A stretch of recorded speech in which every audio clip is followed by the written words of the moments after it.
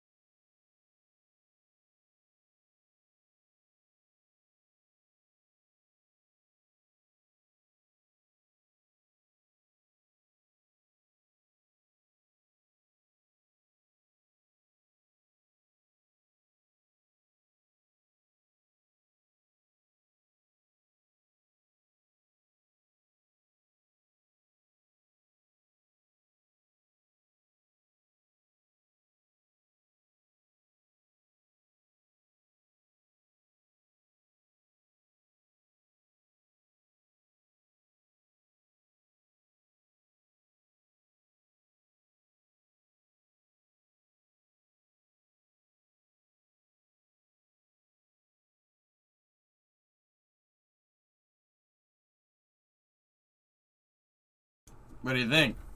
What do you think? What do you think of that music sequence? That one's pretty good, huh? It's not bad. It's not bad.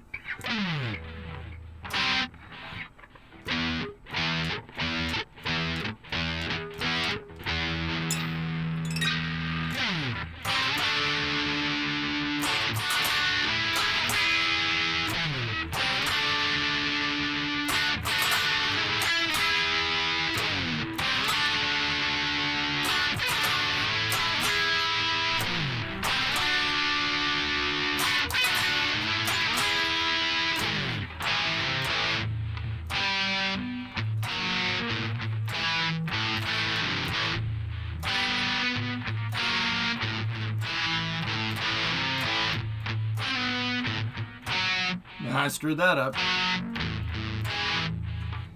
Running with the stars? No, SLS. We're rolling with the SLS, man.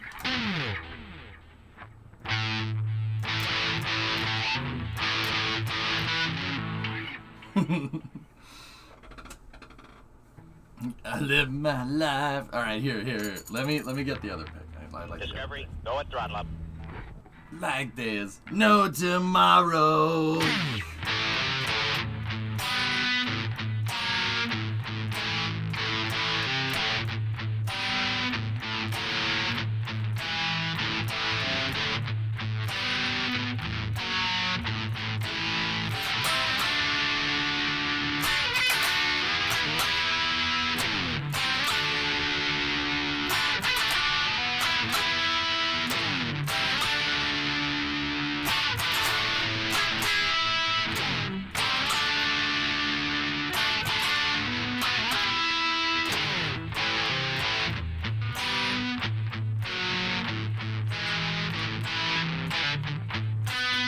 Man, do I suck.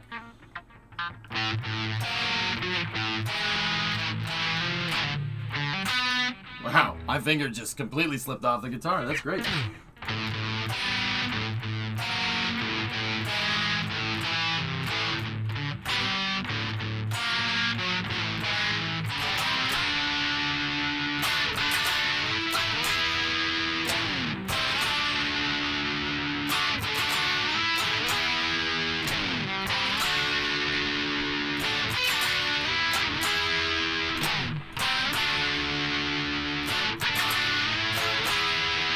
I forget how to play the solo, dudes. It's not tuning, Chief. I just tuned it. Yeah, no, that's incorrect. I forget how the solo goes.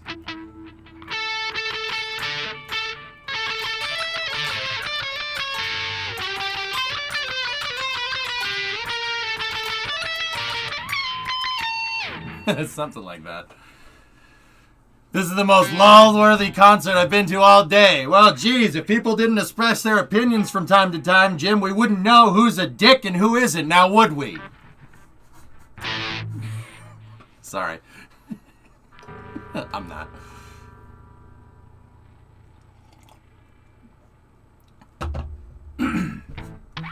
Sorry, I can't play as good as Eddie Van Halen. Jeez. Amen, brother. I'm sorry, I'm having too much fun. Crappily playing the guitar. Guys, it's SLS rollout day. So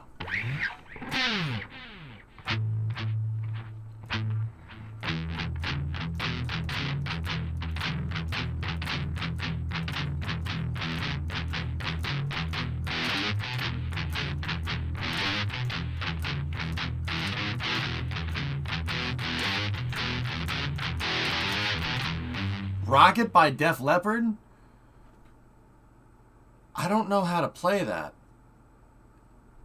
How about some Zep? Let me change. I gotta change this up. Hold on.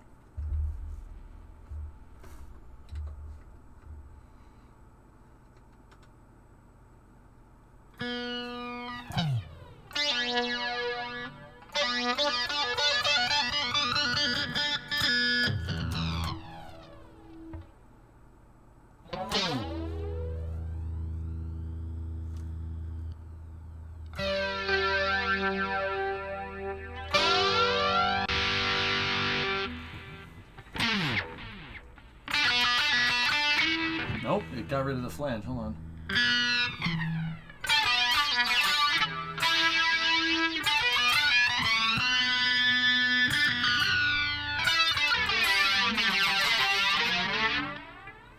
Fingers aren't working. Gotta warm up.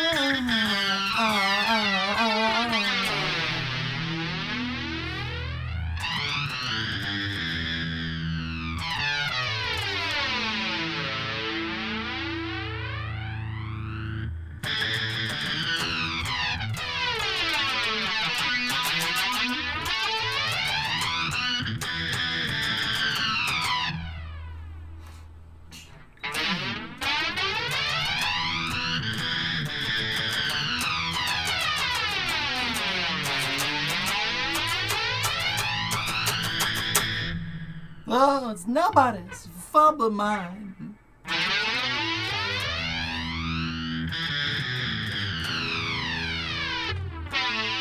Hey there, idiot. You think I've worn that pick down enough? That used to be pointy. Bet you can't play no quarter? Duh. No, I cannot play that. How does Rocket go?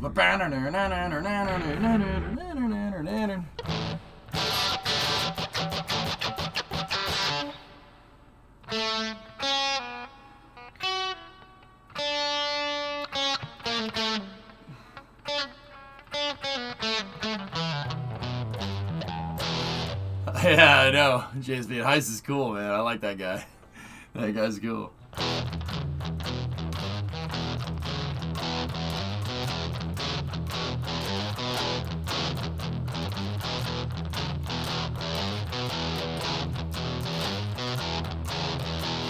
It's not Rocky.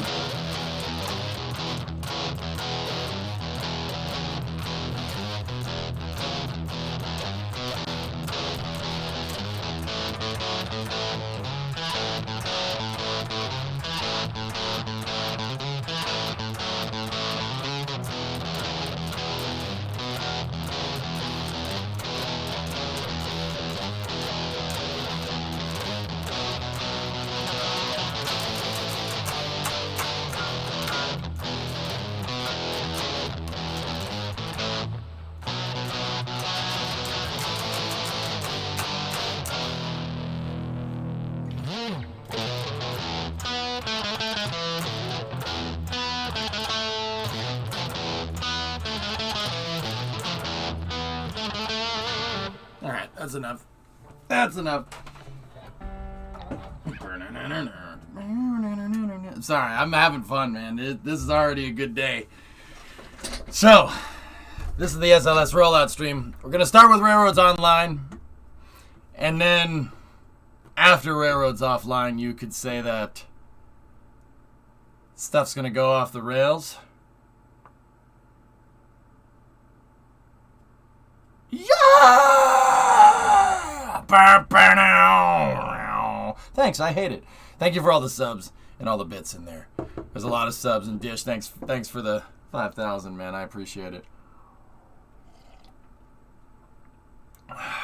Oh, yeah, Lowe's, I don't give a frick. If NASA streams the whole thing, I'm in.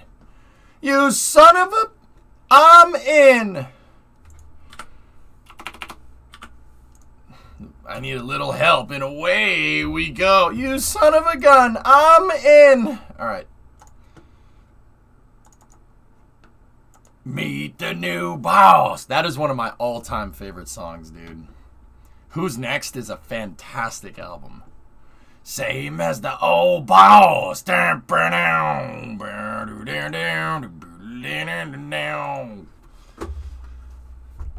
Yeah. Really good. Breaking the Law. It's a great song.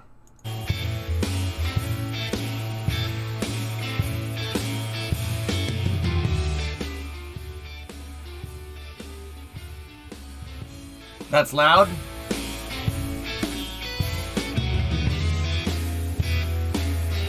You is a soft. You have no discipline. You is a soft. You have no discipline. No, you say, EJ, it's too loud. I have to go to the bathroom. Wrong! No, there is no bathroom.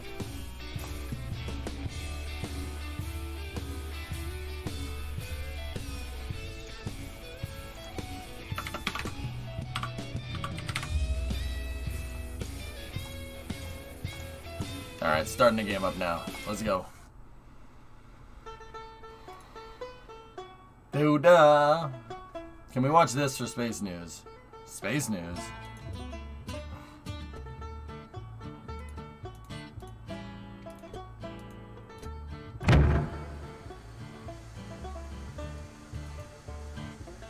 No. No, I'm good. Nah, I'm good. We don't need to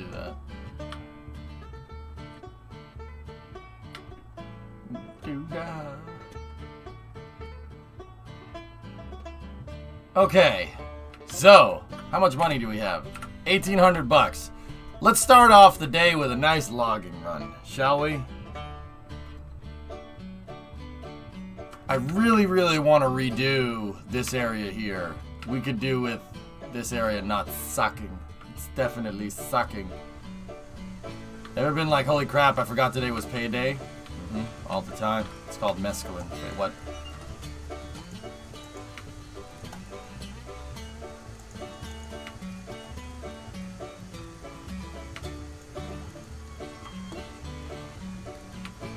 It's the only way to fly.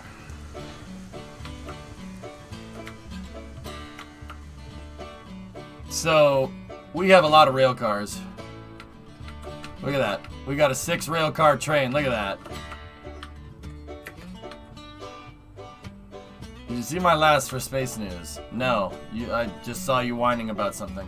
About how it was being too loud or something. I don't know.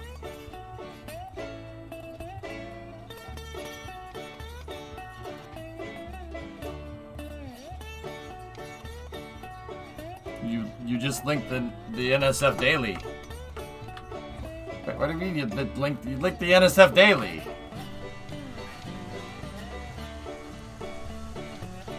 Yeah, probably. That's probably right, Dayspeed. Alright. Versus forward. Let's go. This is the SLS Hype Train!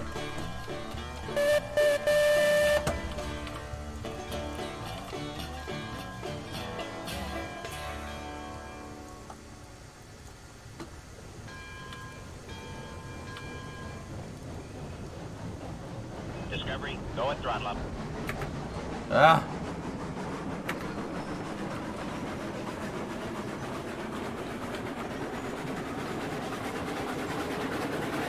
We making money yet? Oh yeah.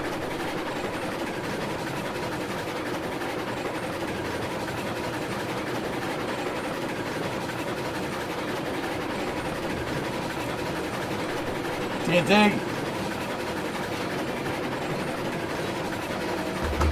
Cause I'm TNT. I'm dynamite. Is this a hype train? Yeah, a little bit. Don't fall off this time. Right. Discovery, go and throttle up. Stu, I like trains. Do you like hype trains? How about getting a caboose? We need a better logo before we get a caboose.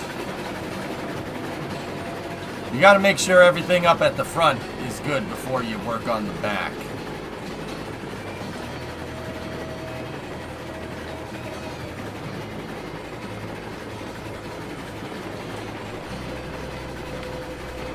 I'm trying to get a better loco.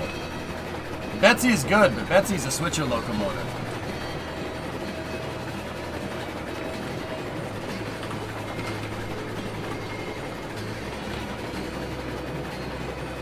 And we need to redo this main line area.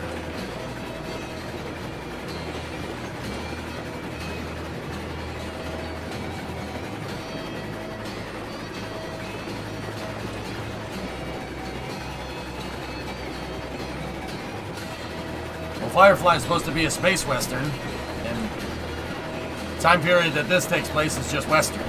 So.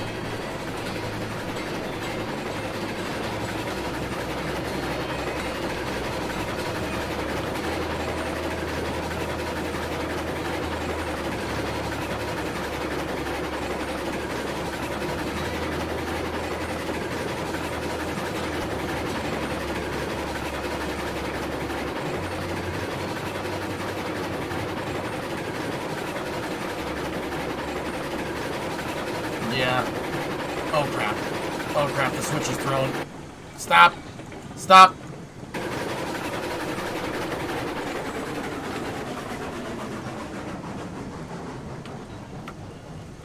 Betsy Jean is not my lover.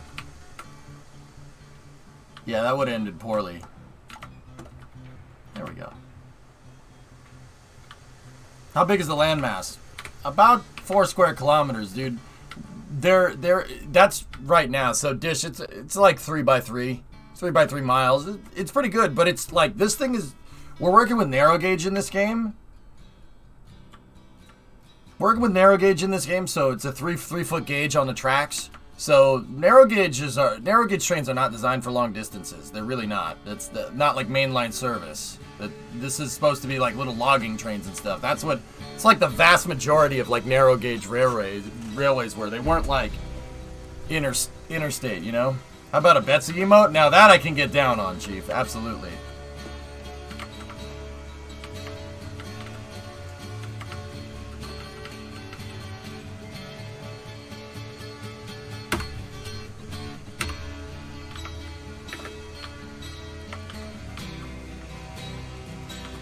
Your mama's mainline service? Damn! Damn! Damn! Damn! Yeah, but you made a typo, Feels Batman, so I'm the victor, remember?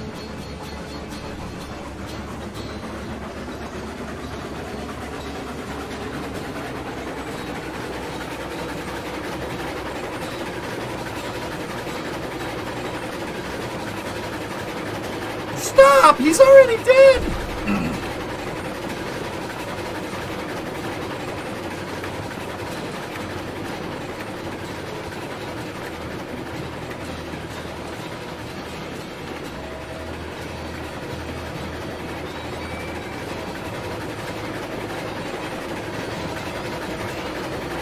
Yeah, like, and this thing is not... So, Betsy is a switcher locomotive, dude. Betsy's a little switcher locomotive. That type of loco is not really good for, like, long distances. It's designed to just move cars around, so it has a lot of torque. That's about it. I mean, Betsy can kick like a freaking mule. I mean, he can move all 6 of these cars with full logs on it and still have a lot left over to give, which is actually pretty cool.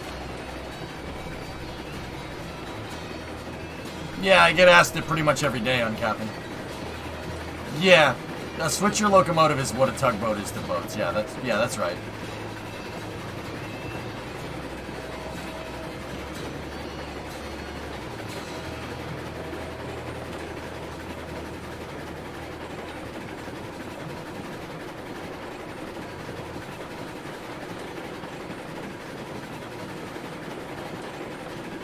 Do you have a moment to check out a short document I made for my project in the Minecraft server? Link it up on Saturday, Sanchez, when I'm playing Minecraft, dude. Or if you want to get working on it, just DM it to me. I check DMs, I check email every night. I'm trying to be good about that.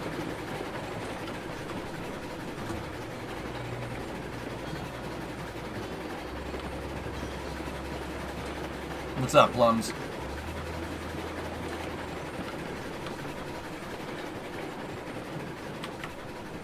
Well, that's unfortunate.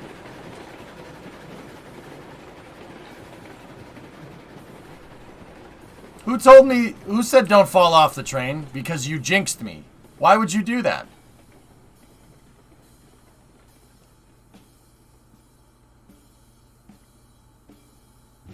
You jinxed me, man. How's Betsy doing pulling all the cars? Actually really good.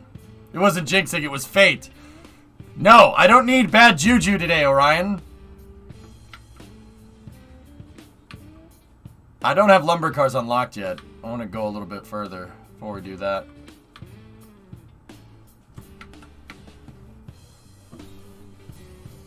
Oh, that's actually really neat.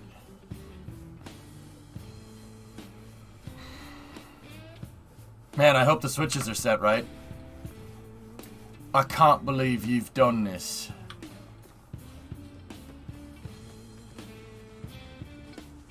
But you were thinking it, alright.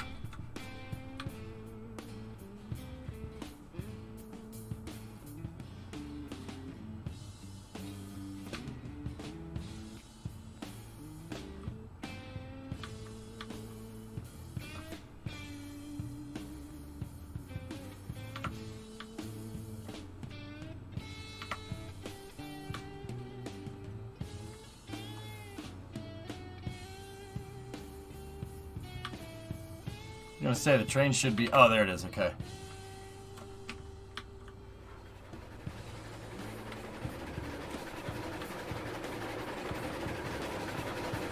Hey, Betsy!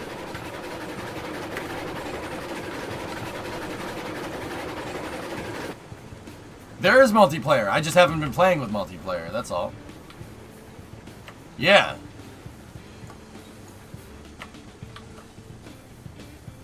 Were rails heated and bent into shape before being put down? No, not heated. I mean, sometimes they could be.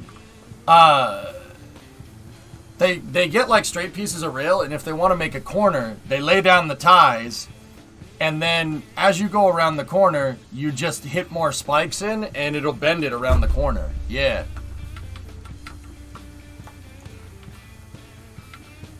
I mean, nowadays tracks also use like prefabricated segments too. Because I thought they would have like an English wheel on board to bend the thing right, but nope. So, oh, yeah, just in case anybody doesn't know like rail nomenclature, okay? So you have your rails, obviously, and then these horizontals, those are called railroad ties. The ties tie the rails together. I know, engineering names, remember? Engineers are not good at dealing with customers. Yeah, that's for a smoother ride for high-speed rail. Yeah, it's like a thick cable. Exactly, Vasi. Yeah, that's a really good way to say it. Or sleepers. You don't sleep on them, Sneaky. What are you, crazy?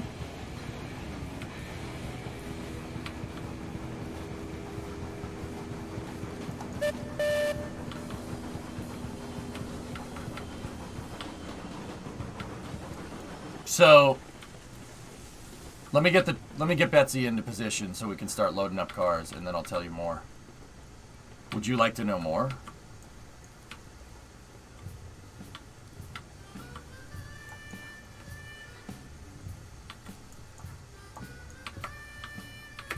So,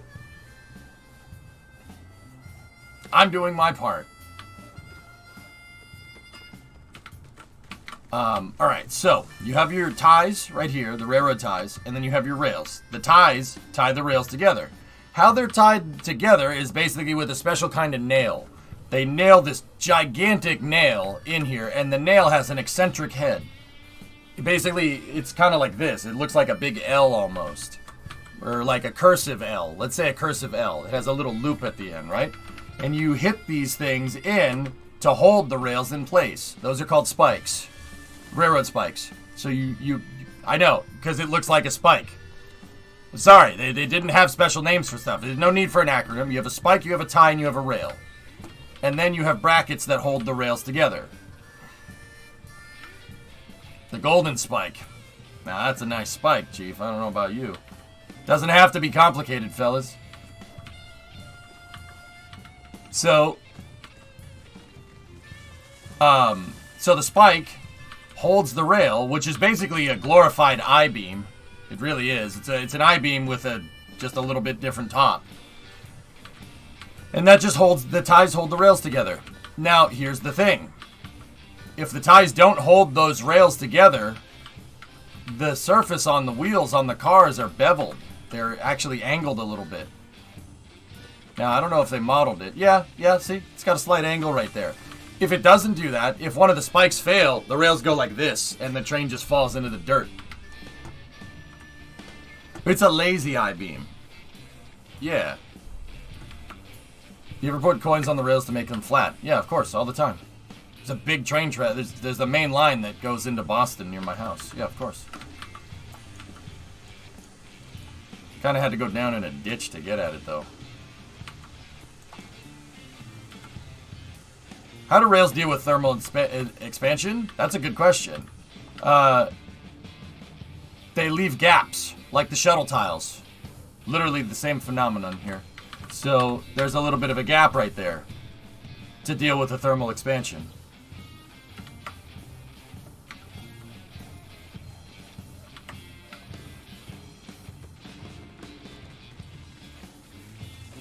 I like trains, Flykin. I'd live next to train tracks.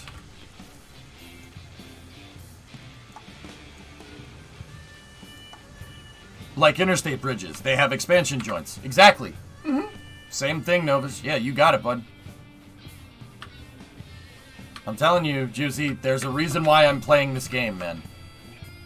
And you know I take very big exception to the games that I play. I play games that I think that get it right. You know how I am about that, dude. I'm Mr. Anal retentive over here.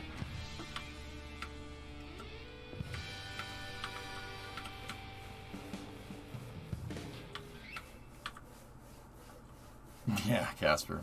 One thing I've not been able to find out, how the heck do points work? I get pieces moving and stuff, but how do the wheels interact in such a way that allows you to switch lines? Oh, switches. Okay, so switches have a special type of rail. It's a rail that's basically ground down on one side, right? See that right there? What the switch does is it, on the inside of the train wheels, there's like a flat part. See the flat part right there? The switch catches that right there.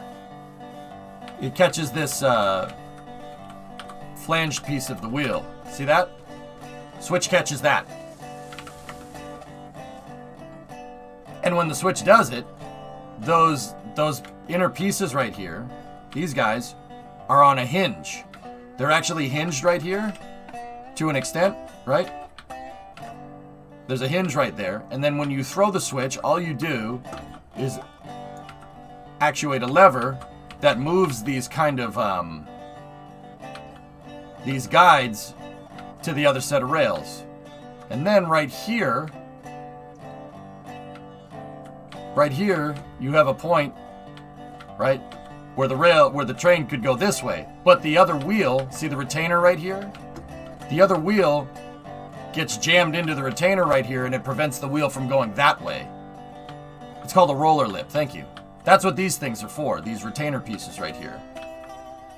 Dude, it's not rocket science. This is way...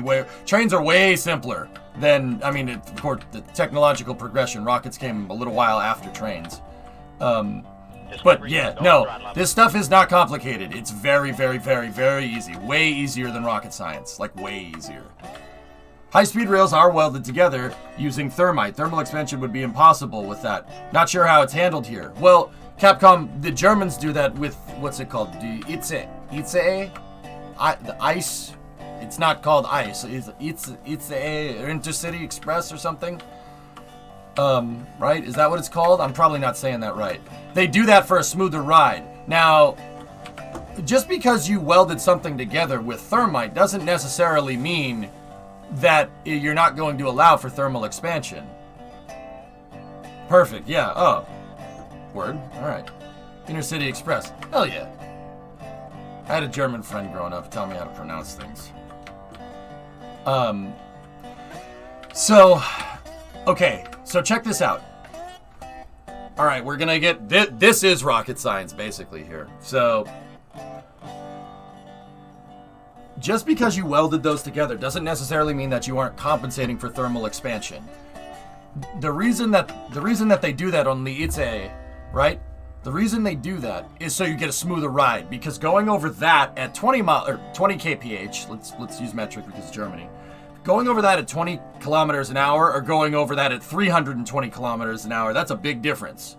That bump, which would be nothing, right? At 20 kph, it's nothing. It just makes a little click noise. That's a big deal. You're screwing with the suspension at that speed, right? Hey, Alleviate. Right? So, what they do is they weld it with thermite. Now, here's the thing. The thermite has a different molecular composition than the rails, right? And if it has a different molecular composition, it's made out of a different material, right? It can expand and contract differently than the rails.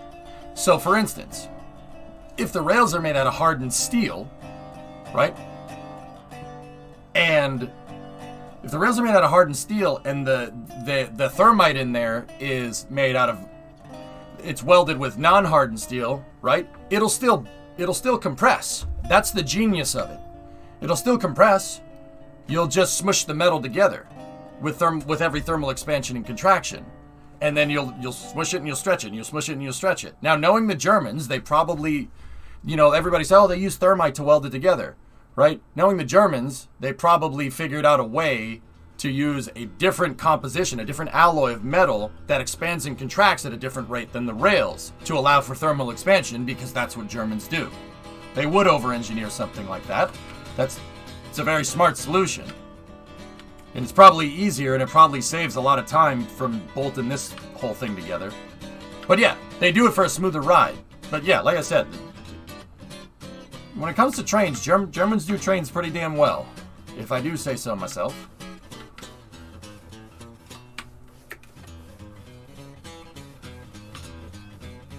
Yeah, exactly, Hellfish. Yeah, you're increasing the frequency of it. Yeah, that's a good point. For jointed rail, we have special rules for freight that limit us below 40 miles an hour due to possible harmonic rocking. Welded rail is actually a huge advancement for safety and speed. Sounds right to me, standard.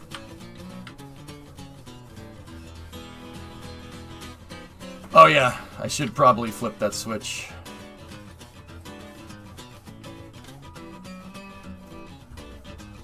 Yeah, see these rails, dude, this would be like, these narrow gauge railways, man, they made them for cheap, from what I understand. Now, don't get me wrong, I'm still new to narrow gauge, but this stuff would be like if you and I were like, oh, okay, we bought a narrow gauge locomotive, let's go build our track for it. That's what would happen. It'd be bottom dollar stuff. Because, you know, trains were expensive at the time. Different expansion rate of the materials. However, they use 120 meter rails, which can lead to significant thermal expansion. I assume they have chosen overall material composition in a way to minimize this expansion. Capcom, it's you're Germans. Of course you've done that, dude. Why wouldn't you? That's what makes sense, bro. Duh. Yeah, of course. Dude, there's probably some guy in a lab in Germany somewhere that's like, we must get the prime expansion rate of the metals to be perfect to allow for perfect uniform thermal expansion. If we don't do it, it's not right. No, we cannot have one expanding at no, I cannot have this. Nope, that is unacceptable. You know that there's some guy out there that's like that. You know what? I'd probably enjoy talking to that guy. Not gonna lie to you, I'd probably have fun.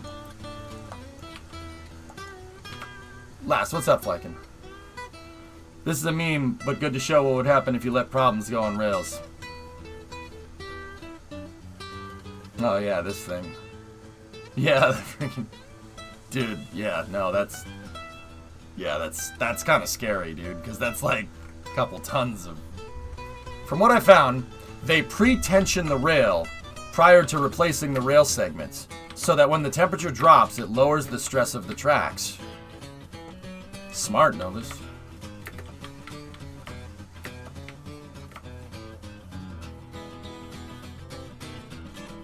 Oh, Liam, I'm pumped today, dude. All right, we got the cars pretty much centered. I'm gonna dial in the markers here.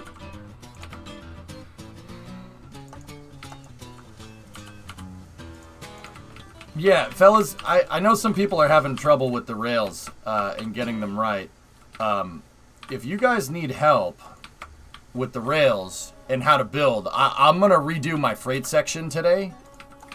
My freight depot today. I want to redo it after this logging run. So there we go. Those are my markers. So after this logging run, we'll bring Betsy and the logging train back to the freight depot, and I'll start redoing stuff. I'll give you guys a pretty good tutorial on how to do it. It's a little bit of a counterintuitive workflow, but you can get I can get you perfectly straight rails, perfectly level rails every time. I feel like a freaking pitchman right now. I can get you perfectly straight rails and perfectly level rails so your train will never go off the tracks. Big hills, small hills, tree hills, ravines, bridges, it doesn't matter.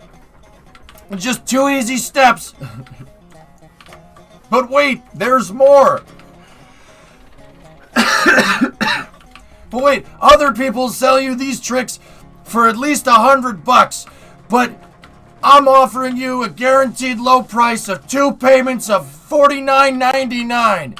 That's half the price of what the other guys are offering. Just 2 payments. Discovery, go and throttle up. Yeah, that's right, J-Speed. Oh, free Twitch Prime sub. Let me go for 3 more years. It's free real estate. What's up, geek? Real fake rails! Look at this. I love refrigerators. That guy was the best pitchman ever. Well, that's a lot of damage. That's a lot of damage. How about a little more? You sound like Matt Foley. Living in a van or a train down by the river. Now I know what you're wondering, young man. You're wondering, hey, Matt, how do I get back on the right track? Train tracks. Now, young lady, what do you want to do with your life?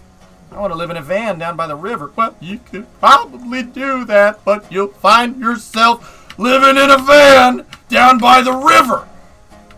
Do ShamWow. Are you getting this, camera guy? You getting this? Look at these logs. These logs, look.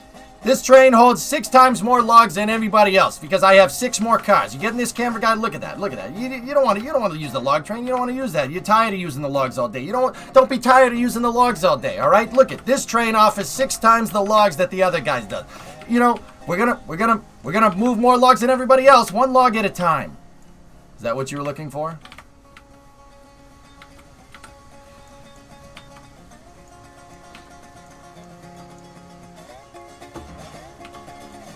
Oh, that's not going right.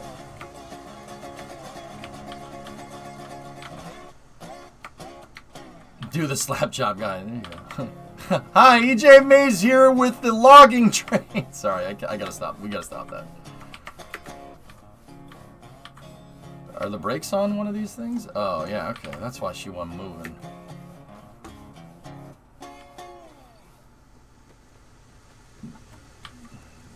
That's being a pitchman, Hotbox. I know all about that, dude. Worked retail for years.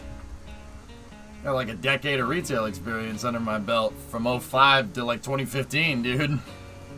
I know how to sell. Are turntables planned in this? Planned. They're already in the game, dude. Yeah, I just don't use them. But yeah, of course.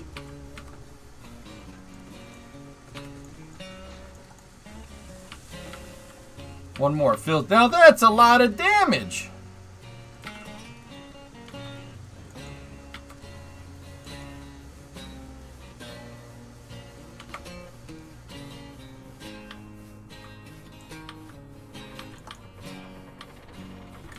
Check out this animated GIF.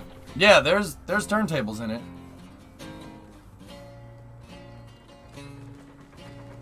Yeah. Chief, that's a really good one to teach, actually. I have trouble clicking on links because I have Synergy open, but yeah, this is the reason why the wheels on trains are beveled, so they can do that. That's smart. Really smart. I'm not sure who came up with that, but it's a really good idea. Demos! What's up, man? You see how the axle just kind of floats around the corners? It's really smart. 7 years! Dude, I can't believe that. Master Louis like, I came up with that. Louis, I don't think you did. I think you're lying to us.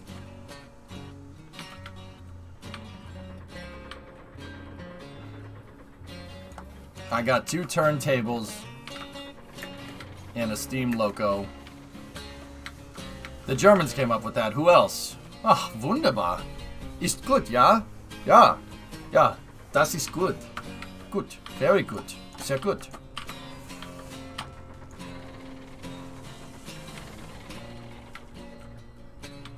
You gotta get more people on here? I'll think about it when I get the lines up and running. I want to engineer the train lines. That's my favorite part.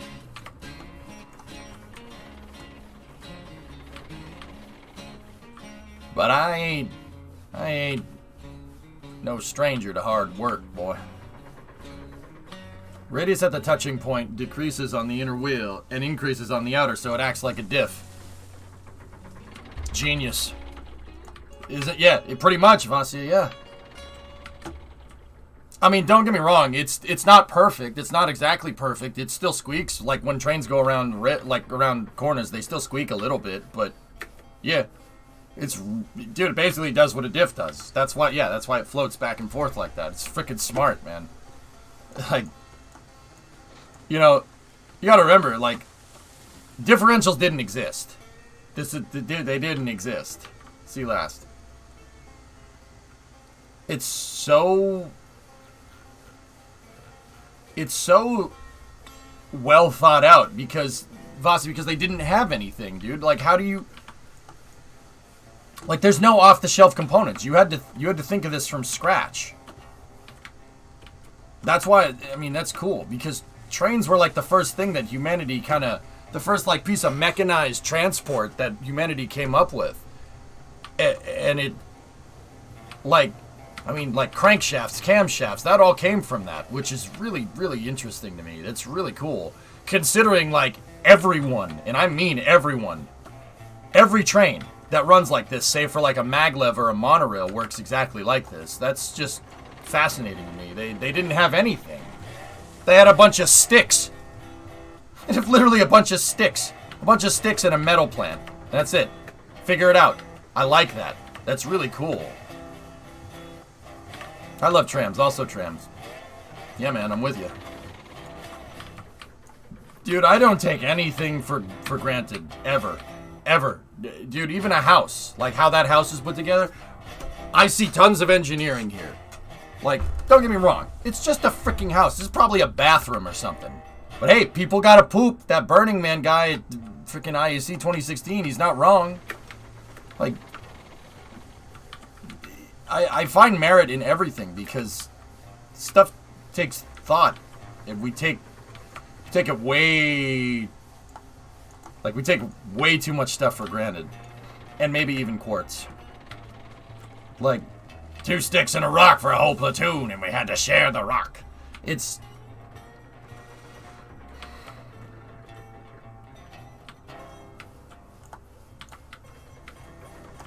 You know, everything. Even the locomotive, the train cars. Somebody had to put some thought down into this and think this up. And they thought up the railroads when a horse was the way to move stuff around. The horse and maybe a wagon. Even the wagon. That took some thought. Somebody had to come up with suspension.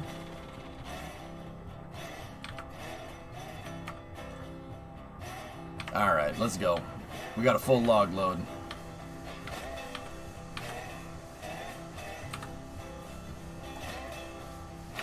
I'm gonna run this in third person here. Okay, take the brake off. Open up the regulator a little bit. Yeah, sneaky. It'll be fine.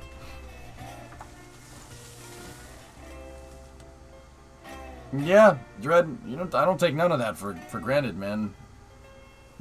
It's so easy to just write it off. Like, oh, it's just a train. Are you serious? Like, so much time and effort went into making this thing. And don't get me wrong, I'm not trying to guilt trip people. It'd be like, oh my god, you don't know about trains? How dare you? Like, that's not what I'm trying to get at. I just appreciate it, you know? Like, and I know that not everybody out there is going to be a freaking expert on the subject matter, you know? But you just appreciate it. Everything takes time. Appreciate the process, you know? It took time to go from this to a freaking bullet train, man. That's a lot of time. Plus, they look cool. What time is SLS rollout? We're about 3 hour 45 out here. It takes time. But the payout is...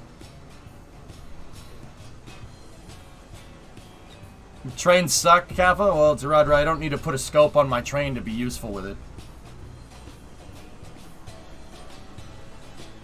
That's nice. That's very nice. I like that. Yeah, no, but I appreciate that.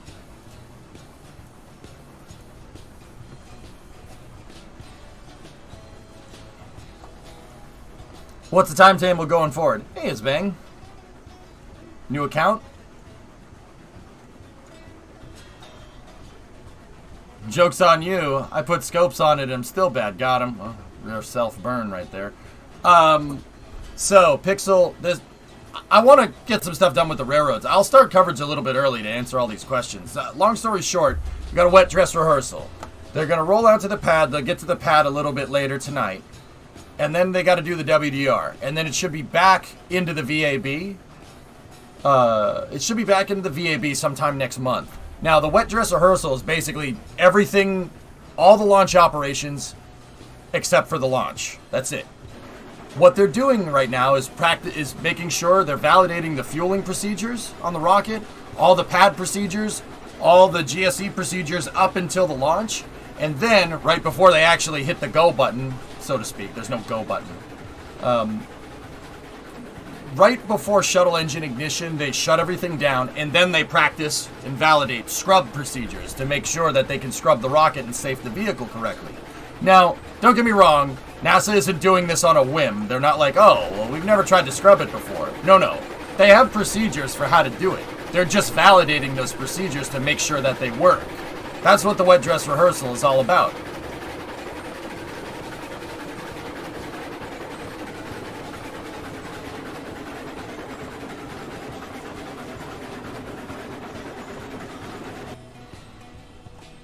I don't know if they're going to stream the wet dress. So, they got to do the wet dress. They're going to practice fueling, tanking procedures, going to practice everything. And then they're going to practice the, scrubbing procedures. And then they're going to roll SLS back to the VAB and make sure that nothing has changed. These types of tests that NASA are doing right now they're not tests to figure out something new. These are validation tests, basically. And once again, it feeds to how NASA does things. It's a little bit of a slower process than anybody else, right? Than like SpaceX, for instance, right?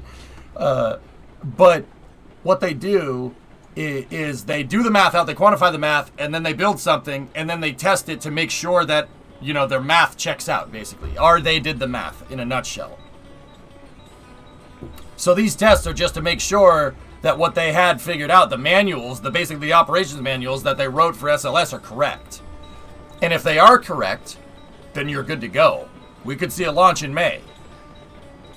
However, rockets are complicated at the same time. You might learn something new. Hopefully you don't, but you might. You might learn something new. If you do learn something new, then, well, you should understand what the new behavior from the vehicle is, right?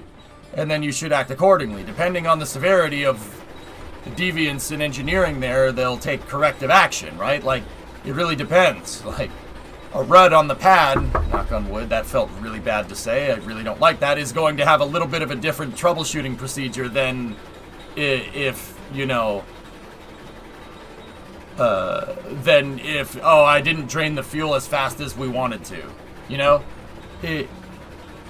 These tests are for validation, and this basically, as long as, the next SLS core that comes to fly, core stage 2, as long as they adhere to all the same exact principles and it was manufactured in the exact same way, well, physics doesn't change, right? Physics don't change. As long as you did everything the exact same way as the first one, you should be fine. You should be ready to move into operational missions.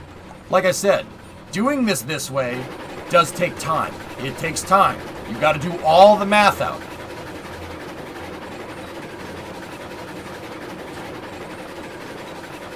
Oh, we got to stoke the boiler. We're losing boiler pressure.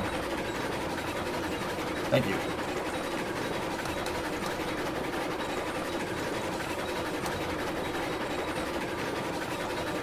Yep. It's going to take a second. Close the regulator out. Why does it swing so much? It's because of the short wheelbase, Louis. That's why if you, picture a steam locomotive in your mind, they have bogies out in front. Here, I'll show you while we're riding around. Picture a steam engine, right? They have these things out in the front bogies, and then sometimes they have rear bogies. These are to prevent that, dude. They figured that one out. That's why you don't see steam engines or you don't see trains that have a short wheelbase like that anymore. Because of that, they need to have front and rear bogies. See what I'm talking about? They even figured it out with this. That'll prevent that from happening.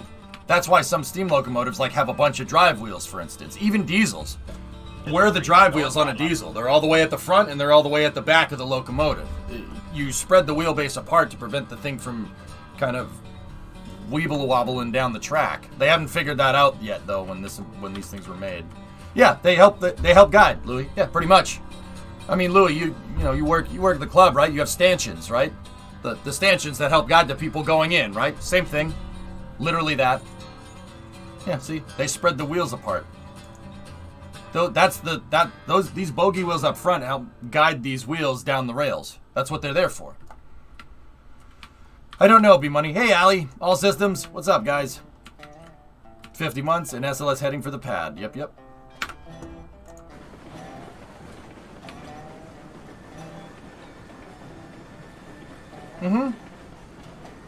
Actually, fellas, the same is the case with a car. Car will do the same thing. True story.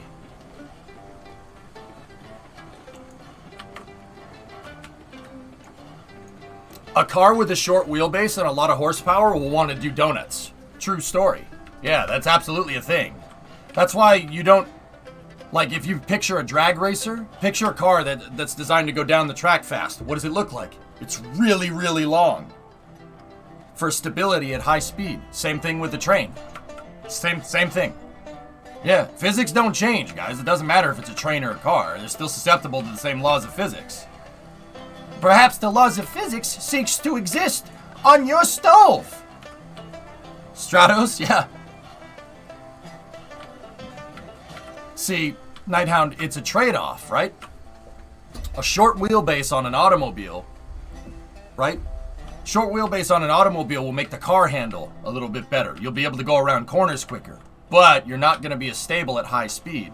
So with a rally car, right, you kind of want, like, you don't want a really short wheelbase like a Honda Civic, but you don't want a really long wheelbase like a big American car, right? That's why, like, Stratos, Audi Quattro, Subaru Impreza, you know, Type 37 Stradale, Lancia Delta, they're all like that weird kind of, not a compact car, right? But not a big car either. It's called Ackerman steering. That's really, really important to understand for how cars go around corners. Were they magic grits? I saw Cleater's new video, Geek. Is that thing insane or what?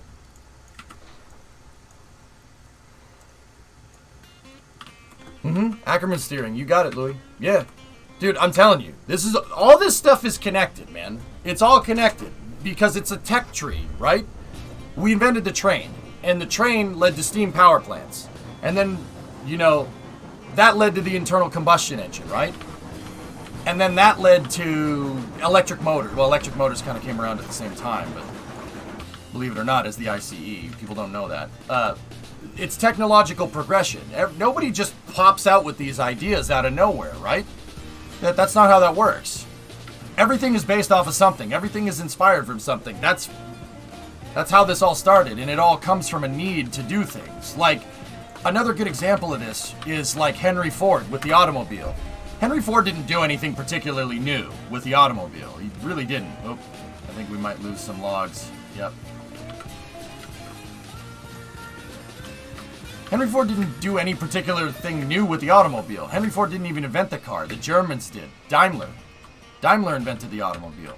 What Henry Ford did was take the ideas from the firearms industry of mass production interchangeable parts and apply that to automobiles to make them more affordable. Elon Musk did the same thing with the electric car. He took a page right out of Henry Ford's playbook, which is hilarious to me. And I think that's why Elon speaks so highly of Ford all the time. Because he literally he just took Henry Ford's playbook and applied it to the electric car. Same exact thing. Vertically integrated company. It's the same principle, which is really, that history doesn't repeat, but it rhymes. Very weird. Everything is inspired from something else. So all of this inadvertently is connected, right? It's all interconnected. That's why the first airplanes literally look like freaking flying wagons, right? Like, right?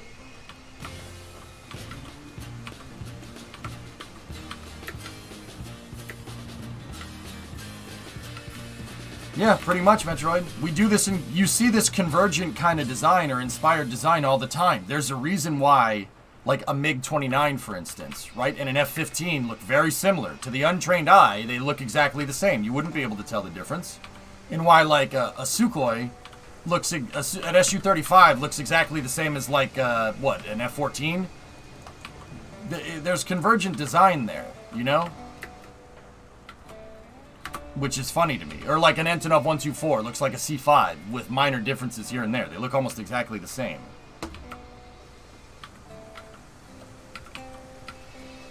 It's all connected, man. That's my favorite thing to teach, guys, that it's all connected. Because if you can find a connection to the source material, it becomes very easy for people to understand.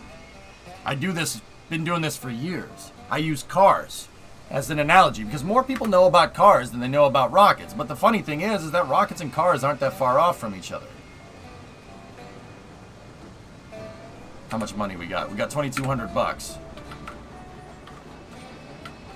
Exactly, Nighthound. Yep.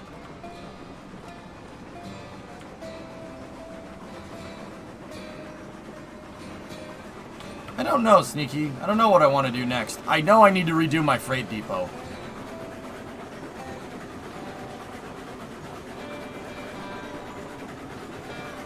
And I want to bring the dual track in all the way back to the freight depot.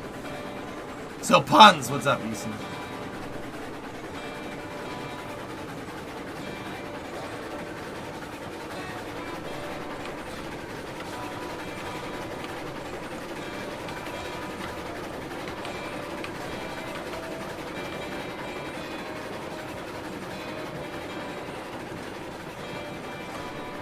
That's why I need a brakeman.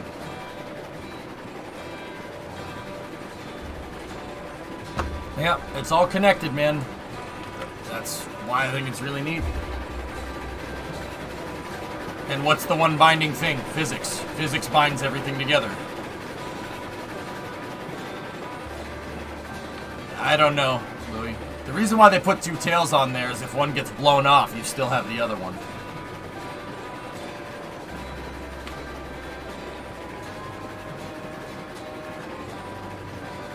Yeah, see that right there?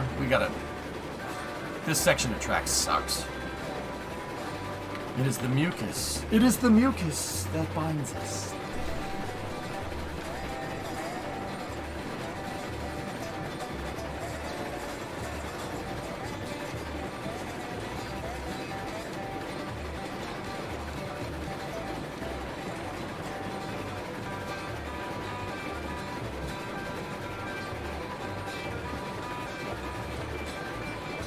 Hey, Alucard.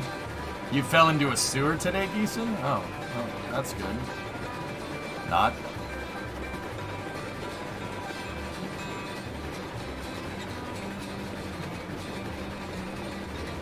Yeah, have you tried not falling into a sewer?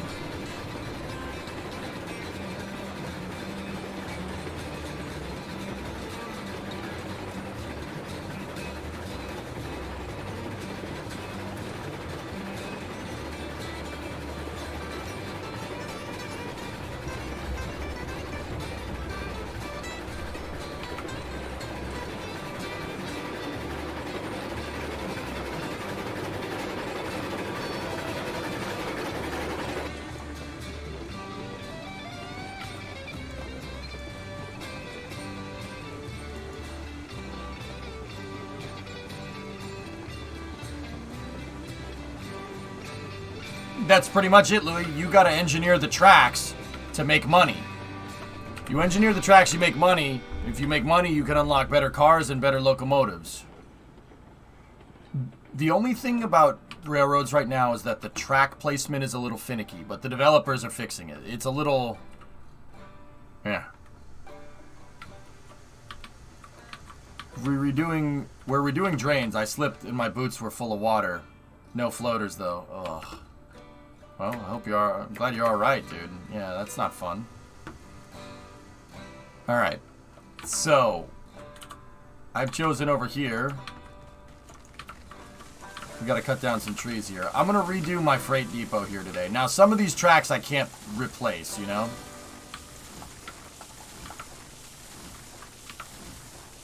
But I think over here would be a nice spot for a rail depot. This is the default one. I want to build mine over here. But we also have the freight depot here.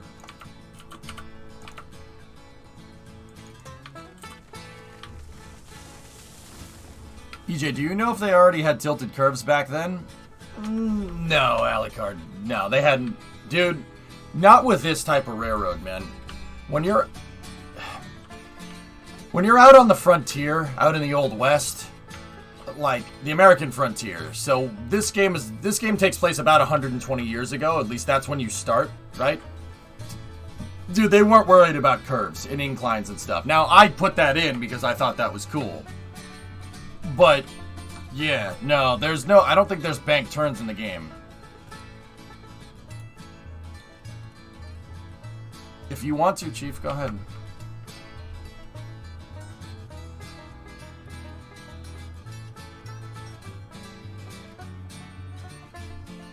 I understand the concept and it makes sense from a teaching aspect, but I don't know if progress is always that linear and dependent.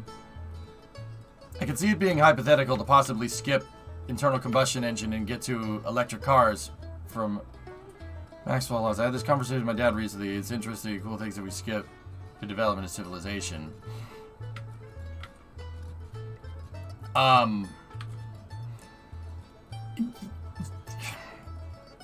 Yeah, King, I suppose, if you want to look at it like that. I mean, yeah, there's more to it than that, but there is certain technological progressions to society. Like, without electricity, you won't have a computer.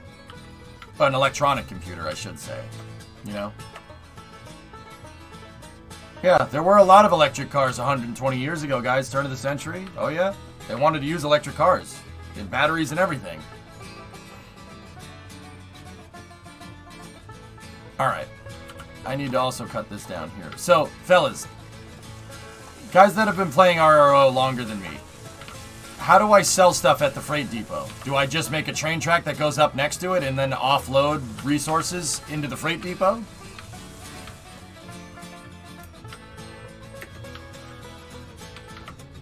Okay.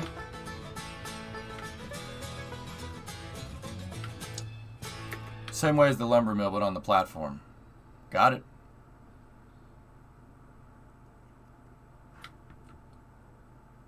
Okay.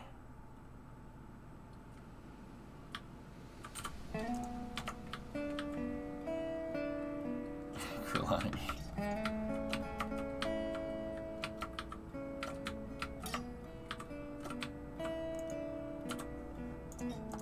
All right, let's go over here and we'll start punching in some lines here. I'm gonna redo. We have about 2.5 hours to redo the freight depot. Let's see what we come up with. And as expected, these rails pretty much don't line up. Okay.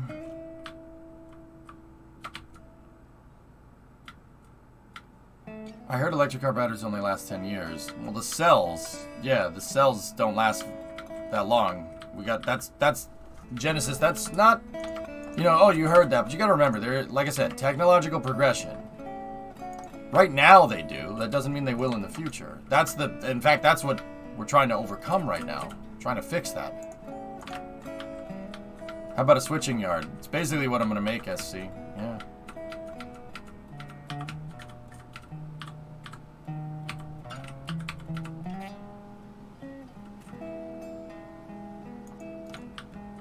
Alright. So the first thing we gotta do, as always, is make some guide tracks.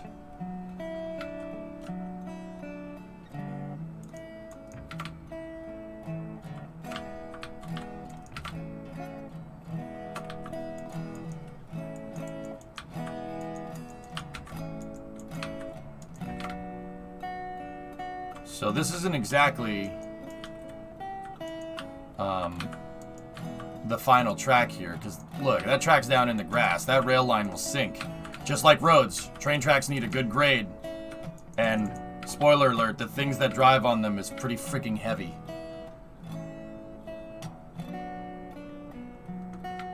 Well, yeah, see, what I wanted to do was put my yard basically right here next to the freight depot. But I'll figure it out. That's why I was a little peeved that that doesn't line up. But it's okay. It's okay. I'll make my own. No problem. And I think we're going to put a turntable in this design. It's fine. Yep. Energy storage, man. That's right, Ren. You ain't kidding.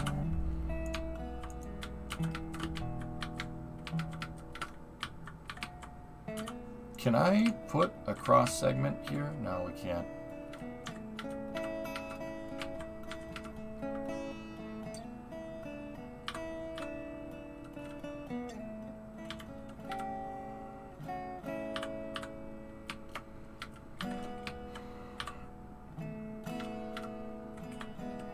I'm just taking some measurements. If you look at the right rail on that X piece, I'm using the posts right here and right here to make sure that my track is parallel.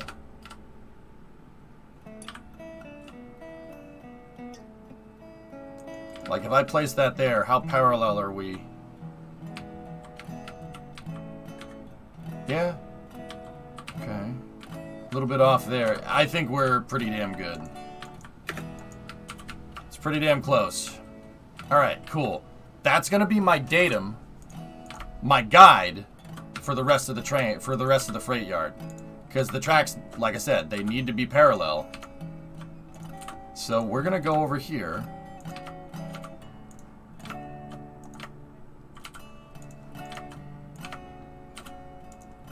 And do they line up to the other side of the frick? They don't line up to the freight depot over here. Okay.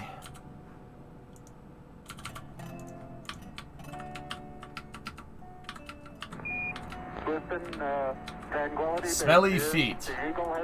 Do my feet really smell? Nice, Sneaky.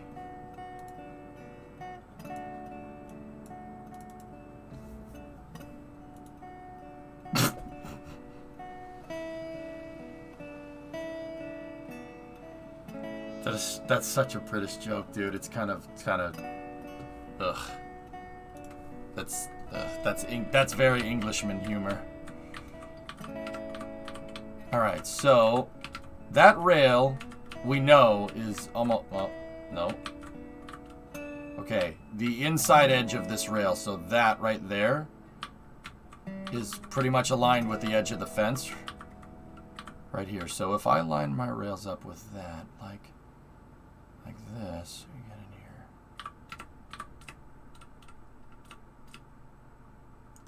Like that.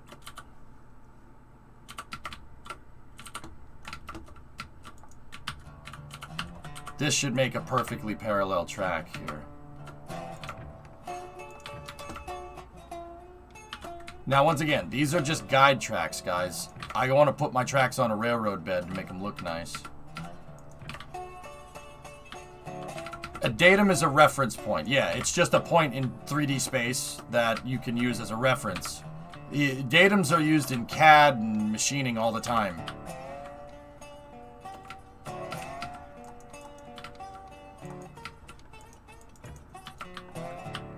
Now, because that's not parallel to that, what I think I'm going to do is make... Let me think about how I want this to be made.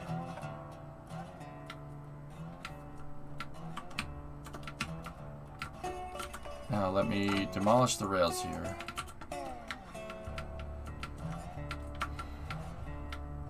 Is my spacing green here? Yep. Pretty parallel. Perfect.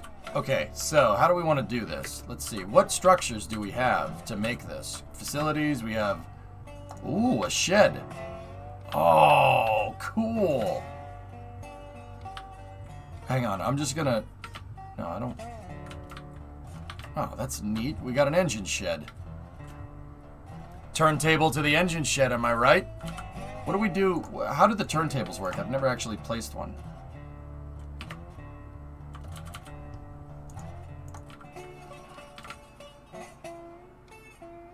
Oh. Yeah, the turntable would normally have a big hole in the ground. Wow, you're really getting old if you're excited about a shed. Bite me. Alright.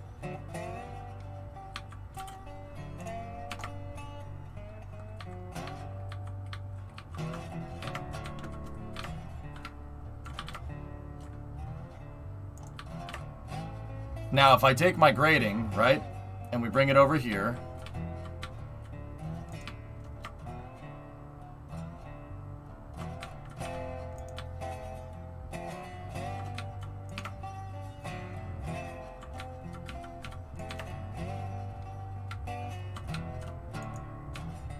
Now we have the same height as my line over there, right? But what we have to do is go in here and demolish. Actually, no, that's not exactly what I want. The reason why is because now if I use that grading, the rails won't be sunk into the ground. So we're going to need to do something like this.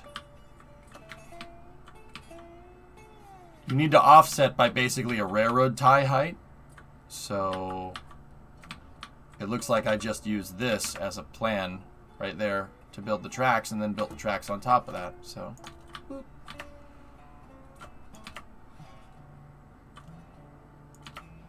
and now I'm using these rails that I placed down. Those ones are not going to get used in the final design. These are just for placement. And this is how you make tracks. This is how you make nice even tracks in this game. You do stuff like this. I always just place guide rails down first. Just guide rails. Place the guide rails first. Then you place groundwork on top of that, but that's not where this ends. So I'm going to take the rail, right?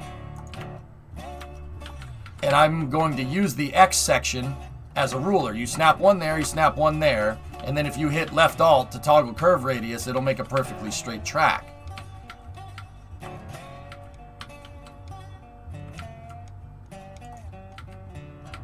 Now what I want to do is make a 12-foot segment right there. And now this rail that we have is the final rail. That's the finalized rail.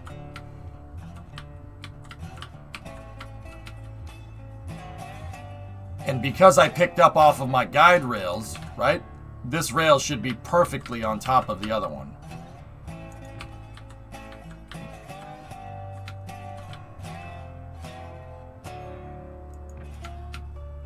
So now we get rid of the groundwork right there.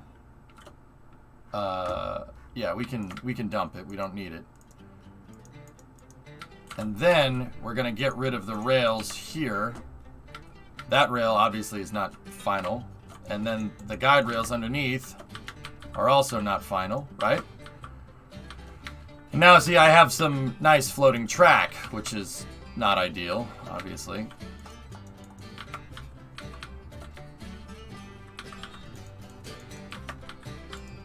But because you can lock groundwork, right, to the track, right, there we go. Put the final groundwork in. And look. Now you got a nice, perfectly straight, perfectly even grade. And it actually looks like it bends a little bit right here. So I can dump that segment right here. And what I do, guys, is I make sure to construct my track in 24-foot segments. We know that these X segments right here are 12 from rail to rail. They're 12 feet.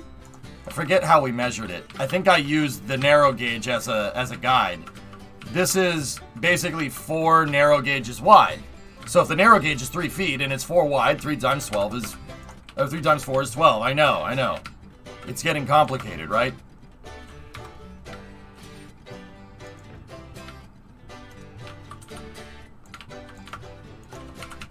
And I make it, and 2 of those X sections is, well, 24 feet.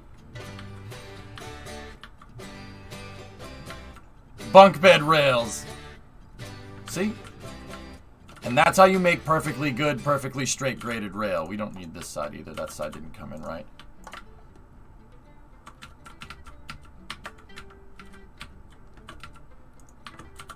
There you go.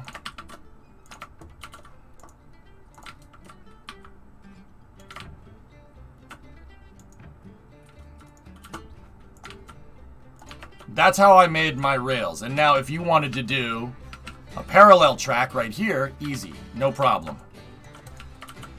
So, go over here like this. You want to make a parallel, do this. Ready? Put that down, right? And now we don't need to lay down a guide rail because these 2 X segments are, 90 degrees there. So we have a perpendicular track, and now we have a parallel to base it off of, right? So, let's put down some X's here. 24-foot segments, right? Just like the other track. Lock it in there. And then lock it in right there. And then demolish the rails. Demolish the X brackets, right? And boom, perfectly parallel rail every time. It's perfectly straight, perfectly parallel. I'm going to use that to make a freight yard here. We'll make a bunch of tracks right here.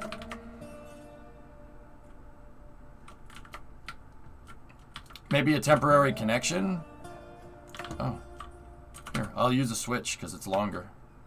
It's exact. Ah, it's actually a little bit high. Interesting. I wonder where that got lost. It probably was because of my groundwork. My base groundwork was a little bit too high. Yeah. Interesting.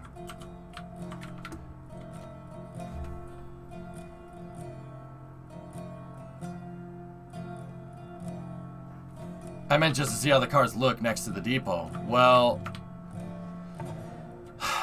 my guess was that this was the right height for the depot because the developers placed this and then they placed this permanent railroad bed right here. See how the terrain's modified a little bit? So I was using this as a height datum, right? And it looks like somewhere in the translation my tracks came up a little bit high, which blows, but it is what it is. Hey, Sebby. Whatever. It takes 2 seconds to redo it. No problem. It's really not an issue. Now that I have the workflow figured out for building this stuff, it doesn't take very long to fix it. Why not use a switch and make the floating rails from the first main line so you're sure they're leveled? Well, Ivan, that's what I did. I used these, and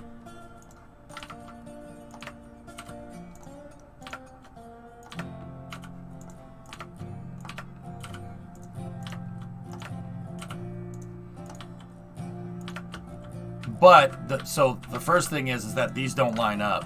Look. So I had to fudge it, and that's where we made our error.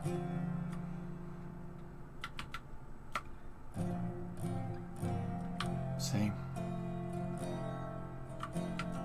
Because that doesn't exactly line up, so we had to fudge the dang thing.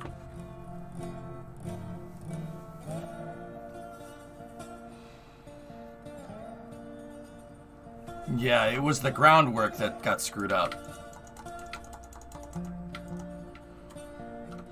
But here's what we'll do. Demolish these rails, right? And can I lock into something that's over here?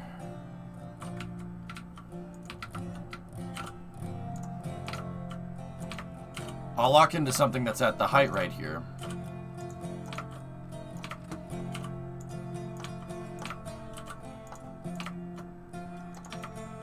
And you know what I'll do, just to make sure there's no attachment points, Ivan? I'll use an idea. I'll borrow an idea. Let's put a switch left in there, and then lock that in.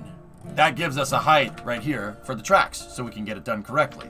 Now, what I need to go back in and do here is my guide rails.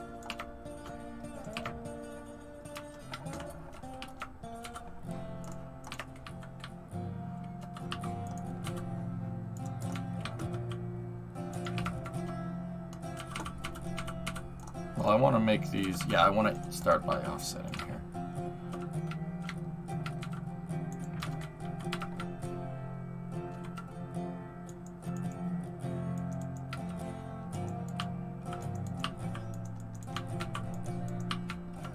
Come on.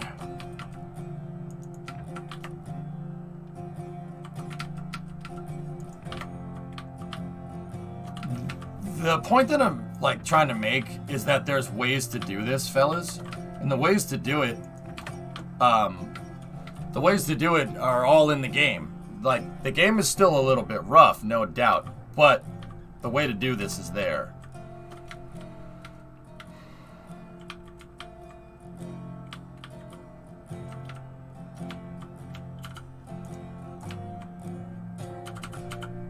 So here's what we'll do. I'll dial in variable grade right here, and then I'll basically move the gradient up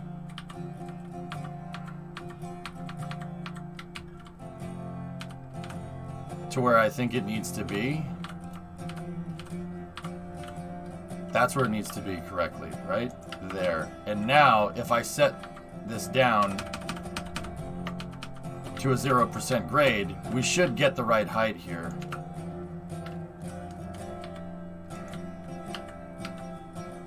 For the tracks. In this particular case, I should be able to demo the rails. Yeah, perfect. The first draft rails, right? And now,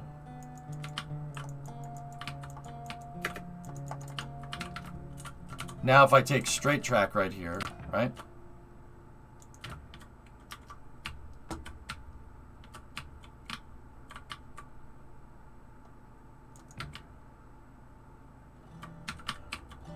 Because the track conforms to the terrain, dudes. How's the track lane going? Great, drummer. I'm working on setting up the freight depot.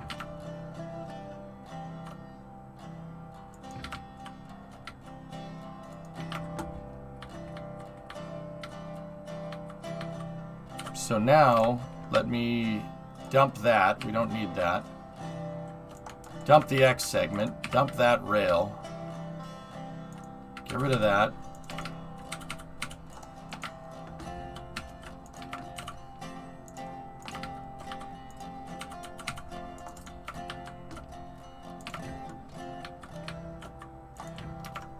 And is it at the right height?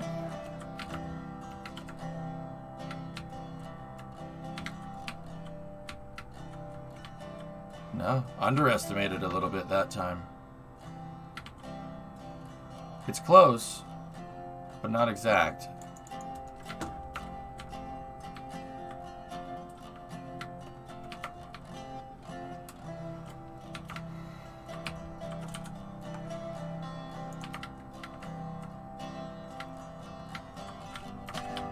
I mean, how much are we off by? Let me just take a look. We're off by, yeah. We're off by a good 5 inches. Oof.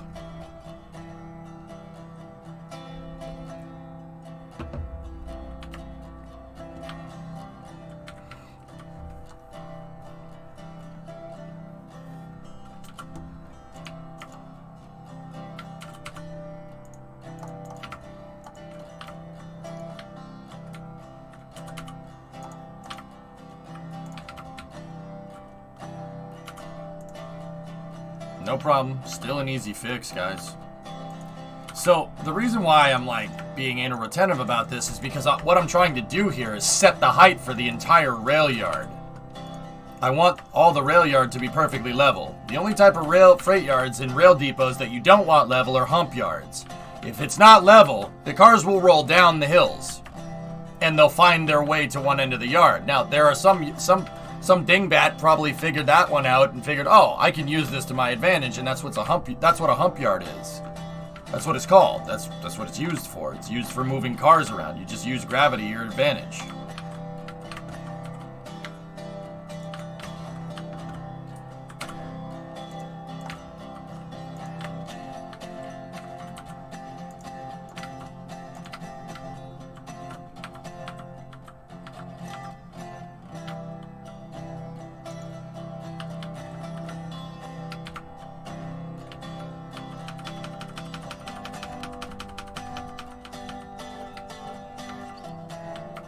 No, that's too high. Random question. There are 2 crawlers, right? 2. Yep, CT1 and CT2. Why are they only using CT2, Ivan? I know that's the next question. They're only using CT2 because CT2 was restored under part of the Constellation program. They were going to restore both crawlers, restore one and then restore the other. And then because Constellation got canceled, they never restored CT1. Yeah, that's the reason. Yeah, I know. Annoying, isn't it? It always comes back to it, man.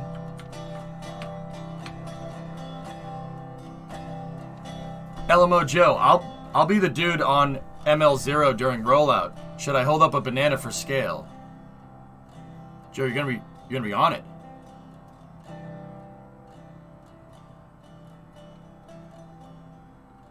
Yeah, dude, absolutely. So CT1 is just sitting there all these years. Yep. Yeah, it's sitting where it was built, believe it or not. Yeah, I mean, once again, I'm not about to do this today. It's SLS's. It's a good day for SLS, and let's keep it a good day for SLS. Joe, that's awesome, man. Dude, that's gonna be awesome. Yes, hold up a banana for scale, dude. Hand banana for scale, man. That would be really cool. CT1 is basically sitting right there. It's been sitting there for a very long time. They restored CT2 right here. These are where the crawlers were built, Ivan. They were built right there. It's not like they built it down the street and drove it up here, right? They wouldn't get very far on concrete. In fact, they basically do what a road grader does to concrete. It'll just crunch it all up. Has CT1 been used? Yeah, of course. They use both of these crawlers throughout the shuttle and the Apollo program. Yeah, of course. It's just CT2 is brand new. CT1 still works. It works. It works just fine. Tell him, Joe. It works just fine, dude. Yeah, they both work. CT2 is just brand new. And yeah, once again, they were using CT1 till the end of the shuttle program, right? And they still use it from time to time. They drive it around. You got to make sure these things are maintained. They take it for a spin, just like if you have an old car, right? You take it for a spin every once in a while, drive it down and back. Hey, Heis. Fun fact, my great-great-granddad had founded the company that built one of the early crawlers, Marion Steam Shovel. No way, dude. Yeah, these things are cool, man. It's got two Alco 245D V16 diesels in them. Makes a lot of power. I mean, it's enough to move an entire launch pad. But yeah, one is just sitting there, dude.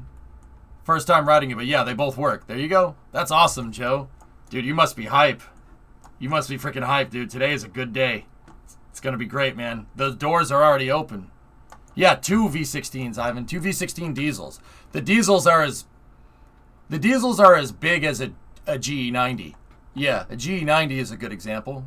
Because a lot of people, airplanes, we know what that is. Discovery, go at throttle up. 600 cubic inches per cylinder. Well, diesel power, man. Diesel power. That moves a freaking 8 million pound rocket and launch pad. We rolling out today? We are rolling.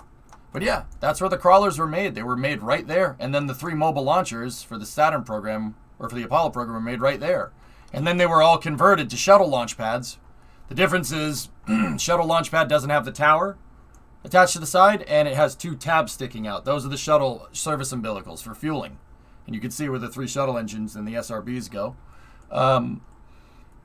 Unfortunately, there's only 2 of them left. They scrapped one of them.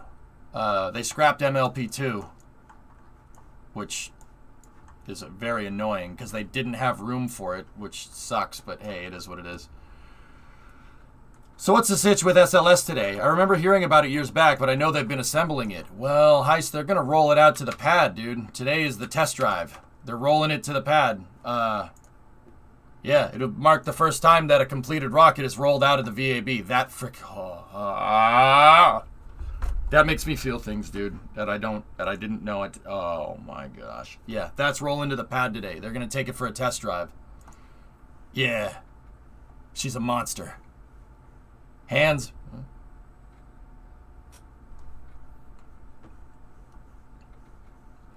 Yeah, that crawler, the CT2 is underneath the mobile launcher right now. It's underneath it. Dude, this thing drives. Oh, Heis, you'd like this. I know you'd like this. So the crawler transporters, see how there's a big door at the bottom?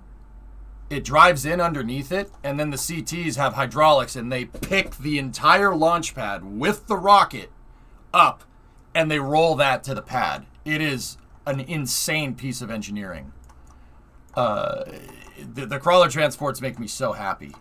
The whole crawler way. See, they roll all the way down here, and then they're going to take a left at Albuquerque right here, and they're going to go all the way to 39B. And 39B doesn't have that on it anymore. That's shuttle infrastructure. And they drop this, the crawler transporter drops this thing down on pins. There's 6 of them. 1, 2, 3, 4, 5, and 6. And then they just hook up all the fuel lines. When I say mobile launch pad, that's what I mean. It's the entire launch pad. All the pad has is the flame trench and the fuel lines and electrical and HVAC. And then they plug the whole thing in. And then the water too. There's three water pipes right there for sound suppression systems and pad deluge. 1, 2, and 3. It's a beast, man. It'll mark the first thing that's rolled out of the VAB, first completed stack that's rolled out since 2011. So today is a big day. So are they going to fuel it too? Over the next couple of days, they'll do a wet dress rehearsal, Mars. Yep. We can talk more about this during Space News. But yeah, the whole piece of infrastructure is really cool. It's its own little short line, so to speak. And I actually, Heise, you'd appreciate this, dude. They the SRBs are delivered by train. Trains are they're too heavy to transport by truck, and they're literally bombs. So you don't want to move those via truck. So they move them by trains.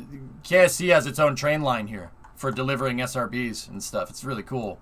For the longest time during the shuttle program, they had 2 Alco switchers to shunt the SRBs around. Yeah, because you don't hump them. Here.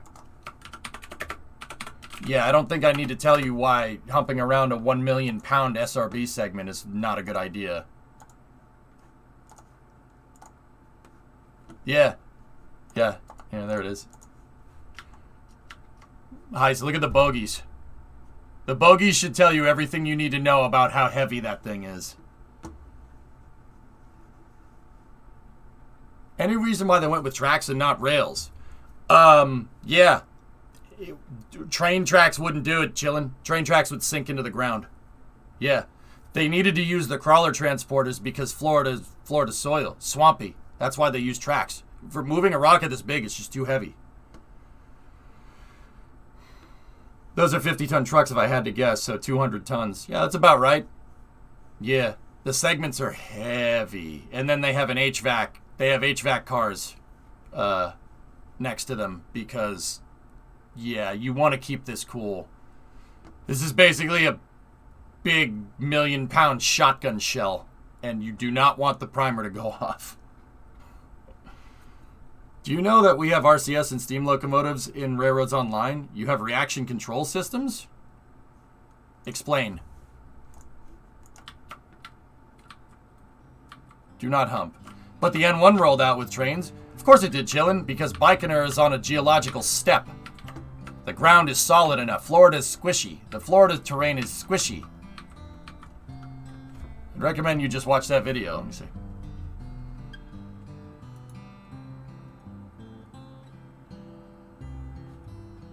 Oh dear.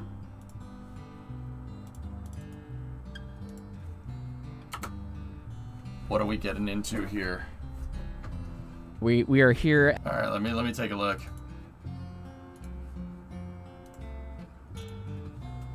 At NASA's SPL, the Steam Propulsion Laboratory, with resident Australian scientist experts Clan Pharma and not Australians Tristan and Mark, and we're trying to figure out how to send trains to space in a organized fashion. Oh, you can't. If you move it, the pins disappear. No. Yeah. If the person doing the I have questions. Oh, you might be re-railing the angle. moves it up and down the line, the pins disappear. Okay, Right, Okay, So I have questions. First of all, there's a caboose sitting up by those smokestacks. You know what? we have to Okay, keep them still still, on. and then yeah. And we're too Back it up, high. you got about 2 foot. You up too high? You have someone Maybe, driving let's it see. while someone's Yeah, no, I re-railing think it. you're too No, high. I didn't get you. All right, let me. I like how you guys just don't give a frick and you really enjoy just breaking your own game. That makes me really happy. As someone that likes breaking video games. Yeah, I like doing that. Try again. That No actually looks fricks like it's given. gonna work. Trying- Yeah, no, let's break just it. keep backing up. That actually No, that's looks good perfect. for it. You'll find Like, you'll whoever's find more re-rolling ways to the fix high, it. That's stop good. looking at track, just like Yeah, just leave it sit. Yeah, I don't know why the caboose is Oh sitting up man, there. if this works, we're gonna have to get every human we possibly can, and run a train to industry. Oh no, we've induced rotation. That obviously didn't work, and I heard it go unclick. oh, this is new. Okay, well we're gonna see if we can do a loop to loop at least. Go for it. The loop without the track.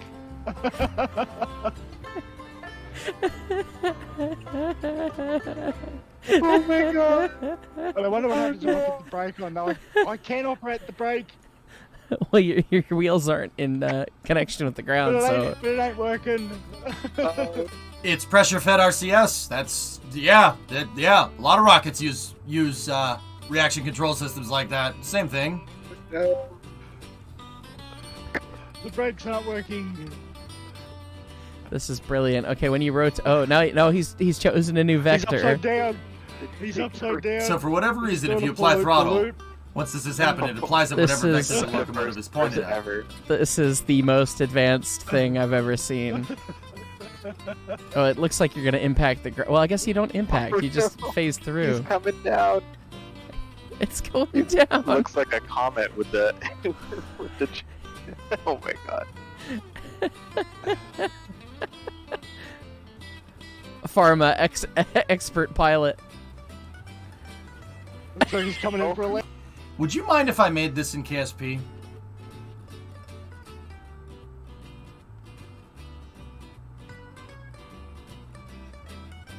No! Just Crazy. barely No! praised it.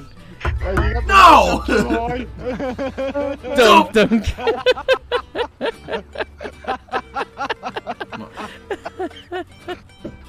I would call that successful. That was a successful test. Yeah, I'd call that. That's rapid iterative steam locomotive testing. How does SLS compare to Falcon Heavy? Guardian, Falcon Heavy. No, we won't build it today. We'll build it another day, fellas. How does it compare? That's a good question. So Falcon Heavy can move about 62 tons into low Earth orbit. Low Earth orbit. SLS can move 100 in this configuration. This is the dinky configuration.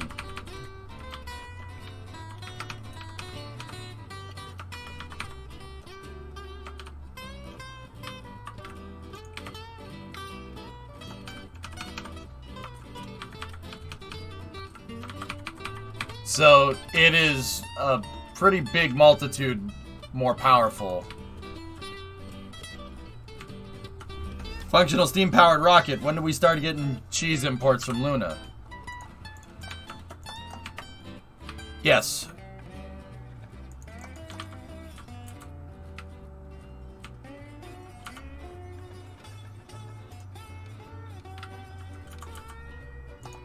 Here, so I gotta... Oops. I didn't do that right. Help. Nope. Alright, hang on. Let me get my yard leveled here. I thought it was 70 ton for block 1, 100 ton for block 1B. That was the baseline config, MC. As they NASA hasn't just been building SLS, they've been upgrading it as they go because they go slow. When you go slow, you can iterate on the process more and more. Block 1 is rated at 100 tons. Yeah, spoiler alert. Block 1B is rated at 140. Or no, 100. I think it's 130, not 140. It's almost as powerful as a Saturn V. It's close. That's why, MC. That's why I always say, dude, SLS just needs that EUS, and with that EUS, we have something better than the Saturn V. Yeah, better. Yeah, we're like on the way, dude.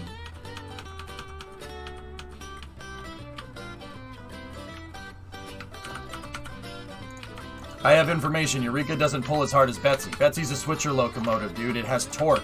That's why it does that. That's why it can pull.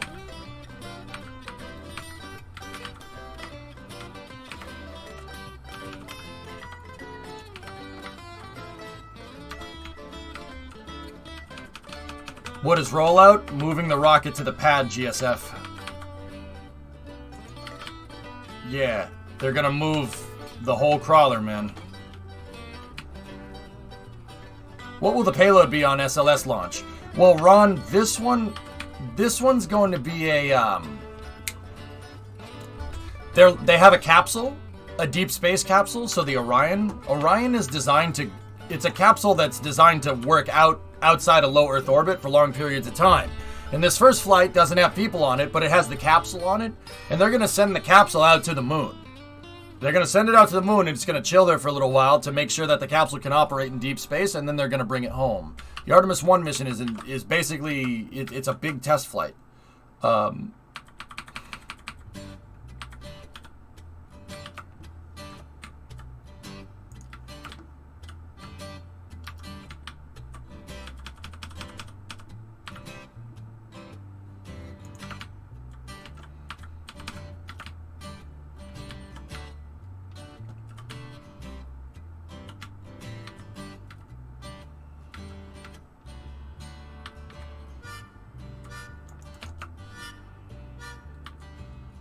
Apollo 8 with a work-from-home crew. It's not a bad way to say that, Kalani.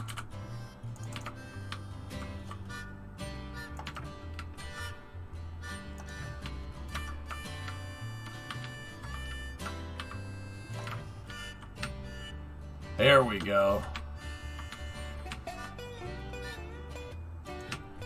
Now we've height matched.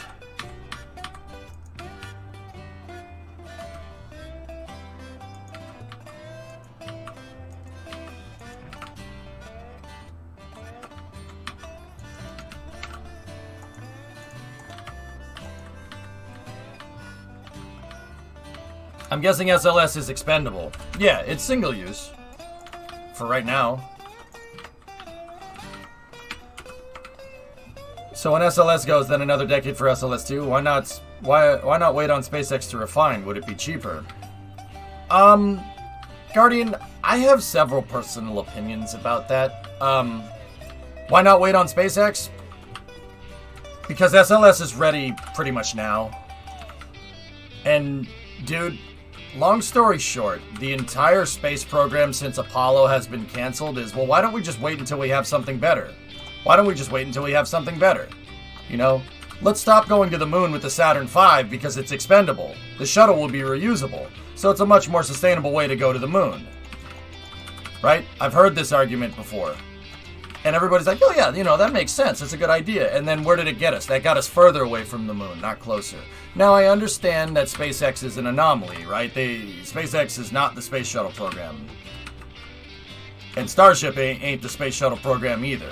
And if anything, it's going to be a better version of it because they learned from their mistakes. Well, they learned from NASA's mistakes. But also at the same time, I ain't hedging my bets, right? Like, even if Starship gets operational in the next year and they get people out at the moon, I still want SLS. Still want it. And that leads into my own personal kind of thing. Like, I honestly think that it's not that good of an idea to put all your eggs in one basket. They learned that from the shuttle program. I would want a commercial way to get to the moon and a NASA in-house way to get to the moon. That's way more sustainable. Yes, it is more expensive. I understand, but we're not at a point where we can start cost-cutting in the space program. And also, cost-cutting in the space program has proven to be historically, let's see, a bad financial move. Yeah. And when I say a bad financial move, I mean usually it gets people hurt. And I don't like that. Right? Does that make sense? So, you know, it's always, oh, well, why don't we just wait? It's not that simple, dude. But yeah. I want more rockets, not less, right?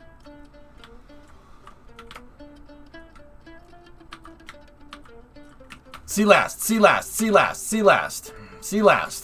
NASA need to rename the first moon landing in the Artemis program to Artemis 11. Maybe. Does that make sense, Guardian? Like, I understand, dude. That makes perfect sense. And don't get me wrong, I'm not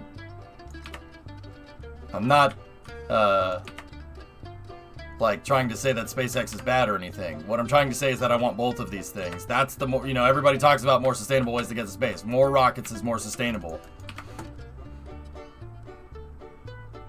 Makes sense. I appreciate your thoughts on these things because you have a deep knowledge base than you. Yeah. Once again, but I want to tell you that last part about having both rockets, that is my opinion. A lot of people disagree with me on that, and that's fine. Like, I don't mind. Like, But also at the same time, you know, people disagree with me about that opinion, yet we have Starship and SLS right now existing in the same universe, so I don't know. Alright, there we go. We got a nice unified height right there. Now, there's a bunch of people that disagree, Sevi. It's fine. I don't mind people that disagree. As long as your argument is well thought out and it's something that I can consider, you know, like not just, oh, you know, SLS is bad because it costs too much money. Like, okay. But once again, fellas, look. It's rollout day, guys. I don't want to talk about this today. We're not doing this today. It's a good day. And I ain't gonna let those people bring us down today. That's for sure.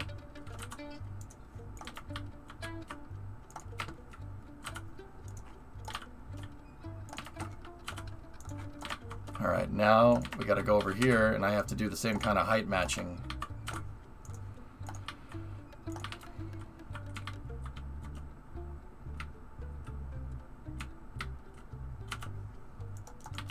I hope so, Firework. That would be nice, wouldn't it, buddy? It's all good, man. Like I said, we ain't letting those people get us down today. Screw that. Screw that, man. There's too much to be excited about to listen to those folks.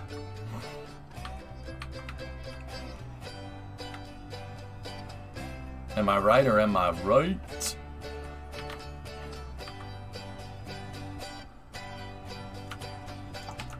Alright, so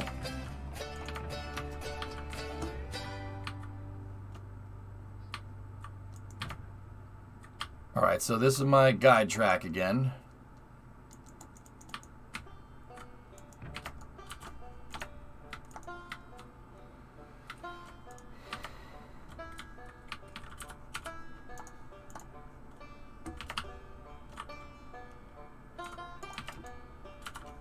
Now we need variable grade groundwork, and I'm going to attach this to this 24-foot segment right here.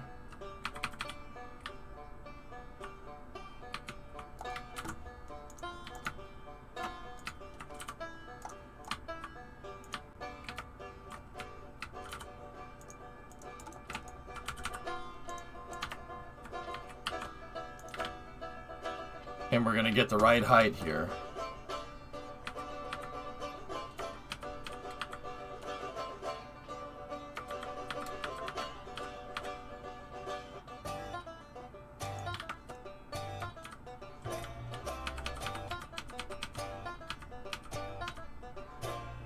And we're going to attach the grade to my guide rails right here.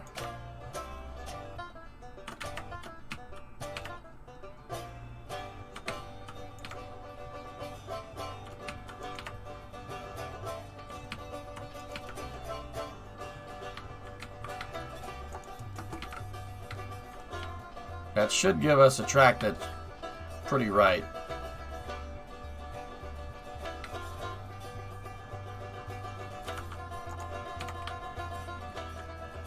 Yep. Bingo. Alright, so now I know that groundwork is good, so I'm going to get rid of it for a moment. And then I need...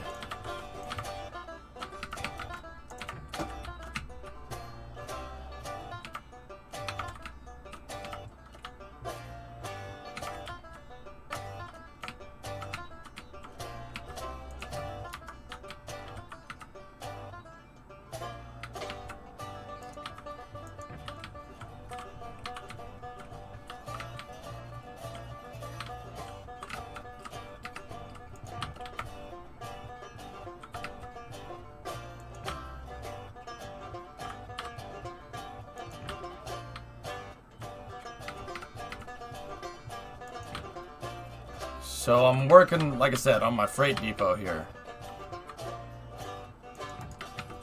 Alright. That track's perfectly straight. I hadn't formed an opinion on SLF, if that makes sense. Myself, hence of asking. Yeah. No, that's my job, dude. That's Guardian, that's what I do. But once again, I'm not going to tell you, I'm not going to sit here and tell you with a straight face that I'm not a little bit biased towards having more rockets. Like, you know... You make your own opinion, dude. I don't teach people what to think. I teach people how to think. At least that, because you have to. That is inherent to engineering. If you don't do that, you're not really going to get very far.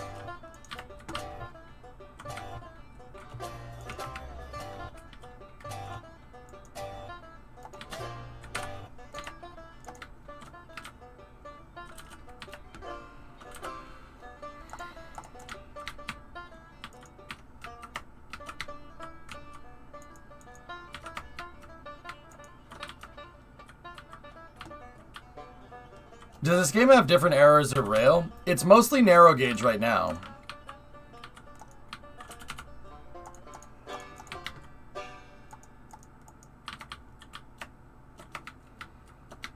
And by mostly, I mean it's all narrow gauge right now.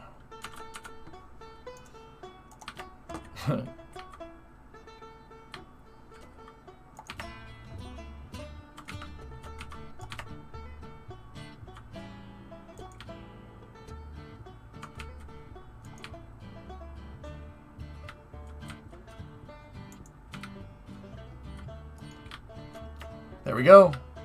Perfect straight, perfect grade. Excellent. Alright, so now I can use the X pieces to make my straight rails.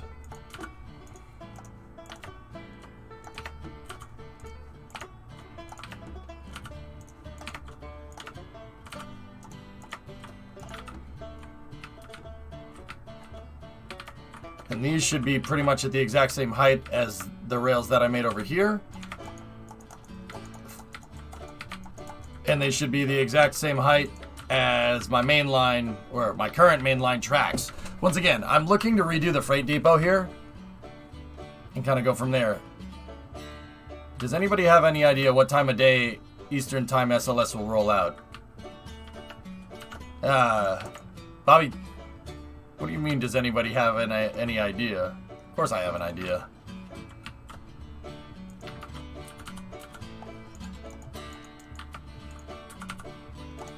It's 5 p.m. Eastern Time, dude. What do you mean? Do I look like the kind of person that wouldn't know that information, man? Look at me. Look at me. Do I look like the kind of melon farmer that would be unsure about this?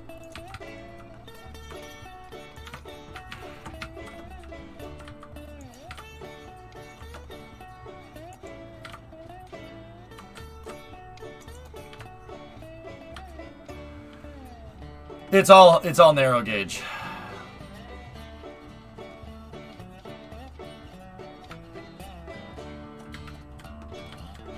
Yeah, Guardian, there you go, man. Yeah.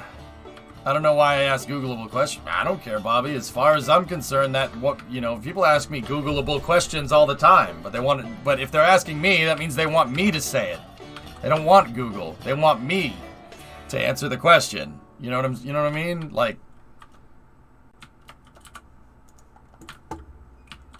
that's the kind of stuff that helps me keep the stream going. That's good for the stream, dude. And I don't, for what it's worth, fellas, I don't mind answering your questions. It's all good.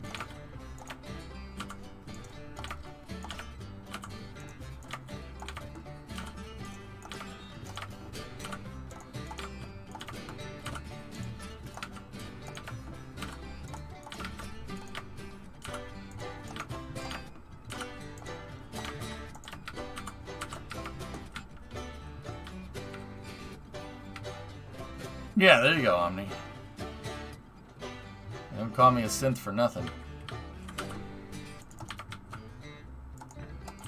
You certainly didn't bring me along for my charming personality. Although they could have. Am I right?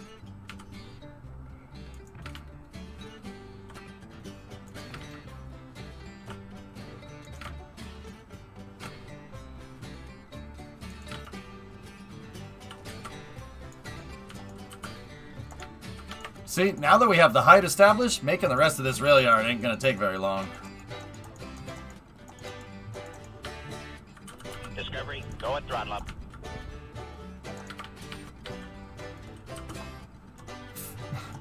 Question, which bear is better? False. Bears beats Battlestar Galactica.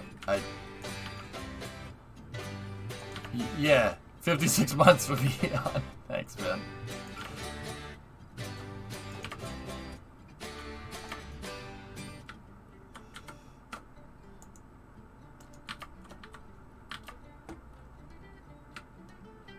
Look at that. Got some nice tracks here.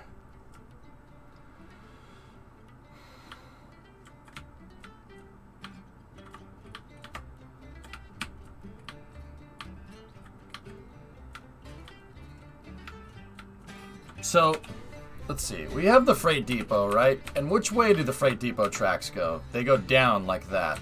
Okay. So what I think I'm going to do is I'm going to make a new main line right here. The main line tracks are going to be right here. And they're going to go basically north-south right here. And then from here, they'll go out and they'll turn towards the oil field. Right now, I had everything going that way, and if they want to turn towards the oil field, I kind of planned out a line that goes that way, but yeah, screw that. That was before I knew what I was doing.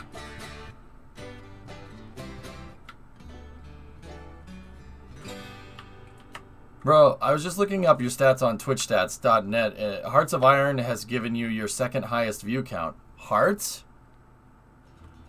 No, there's no way that's right, dude. Science and Technology is number one, and then KSP after that. Yeah, S&T. Hearts of Iron, there's no way.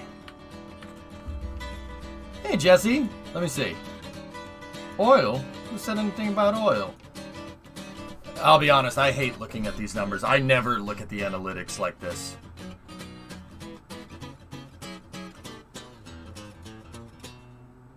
Nah, that sub count is wrong.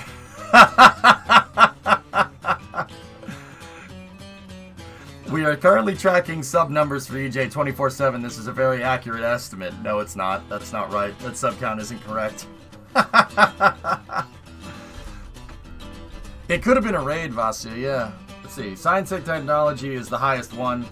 Hearts is in second place, then Cities, then Grand Theft Auto, Minecraft, KSP.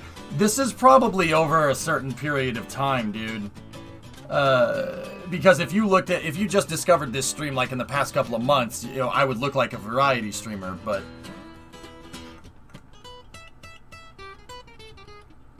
Hearts is probably what got me the most views in like the past 3 months or something. And my highest view count is not 1354. These stats are incorrect. Yeah, I can tell you that these are wrong.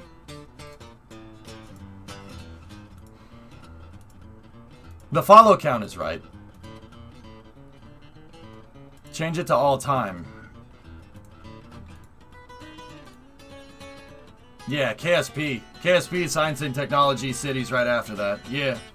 Yeah, these stats aren't exactly correct. So the last 2.5 months, Hearts has given me the highest view counts. I wouldn't have thought that, to be honest. Cities right after that. Yeah.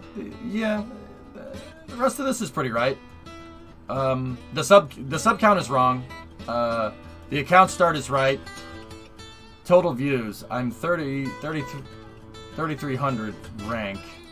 Followers 6,900. Nice. Average viewers 467. My rank is 10,000. Highest views is 13,000. Yeah, I'm pretty damn B-list, dude.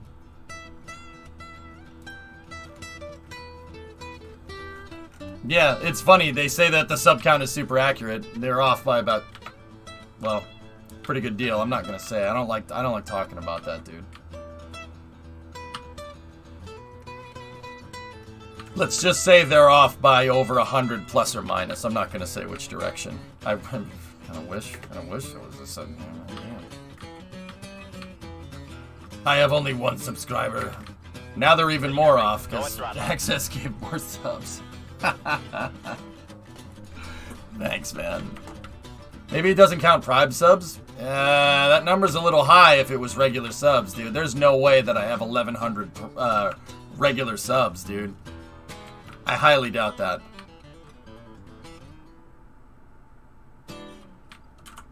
I would be very surprised if that was the case. T minus what to roll out? 2 hour, 30 minutes.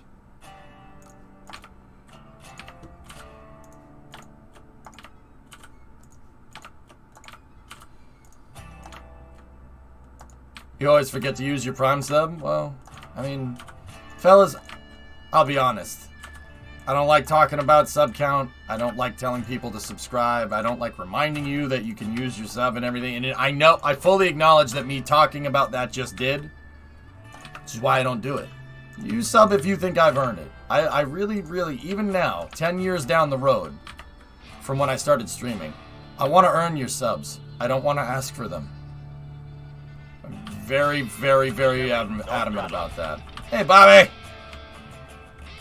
12 months. Since you mentioned it. Yeah, see what I mean? If I even talk about it, it's saying that I don't want it to happen, people still do it, so I try not to. I don't care if it works to if that doesn't make me as much money. That freaking tough tookies, you know? You won't see sub counts on the stream. You won't see, like, goals or whatever. I don't do that crap. And it's not, you know what, to be fair, it's not crap. That's the hustle, alright? And that's the hustle, dude. That's how this works. And I get it. I understand that, you know? That rail isn't right. Yeah, Smirks, I am I'm a low pressure approach, dude. I don't like doing stuff like that. I really don't. I don't feel comfortable doing it. Discovery, go at throttle up. Hey, Banana Time gifted a sub. And then Trizek with a 17er. What I do care about is building a community. Because if you build the community, you're going to get subs. Let the content speak for itself. That's what I like doing. That's how I roll. And like I said, the viewers that have been here, they know. You guys know.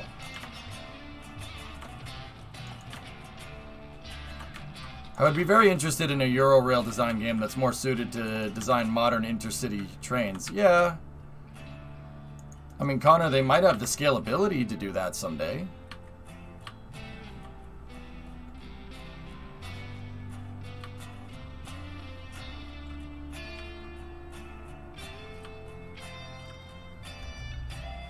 Yeah, Wes, it's up to you, dude.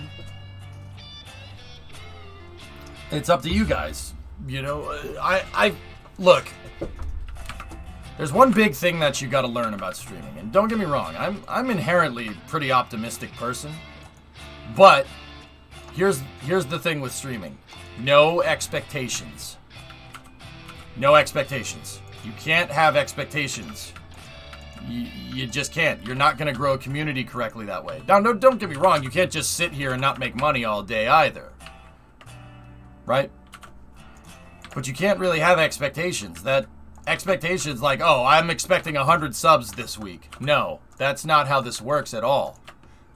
In fact, if you do that, that's a really good way to not get people to follow your stream, right?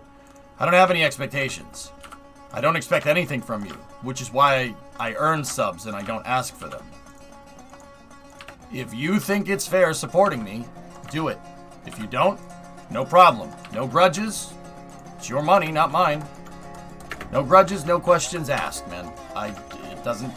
Dude, there have been people that have watched me that's never subbed. I don't care. I really don't. It doesn't bother me.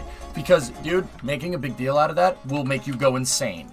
You will go insane. Why isn't this person subbed to me? Oh, I saw that this person unsubbed. Did I do something wrong? No. That's a really good way to go nuts. Trust me. I've been doing this for a really long time, man.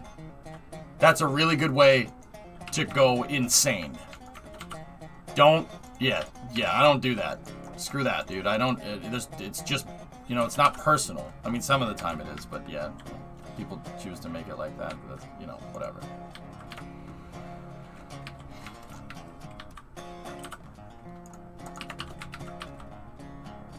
I don't do crap like that, man. Discovery, go at throttle up. Hey, Bozzy 2000 gifted a sub to Urban Venture. Like, I don't care if you sub or not. Like, if you do, I really appreciate it. Don't get me wrong, I'm not ungrateful by any means. I just want to earn it. I want to earn it, but I want to do it honestly. See, now I talked about it and now this happens. Oh no, expect the unexpected. Old engineering proverb. Thanks, man.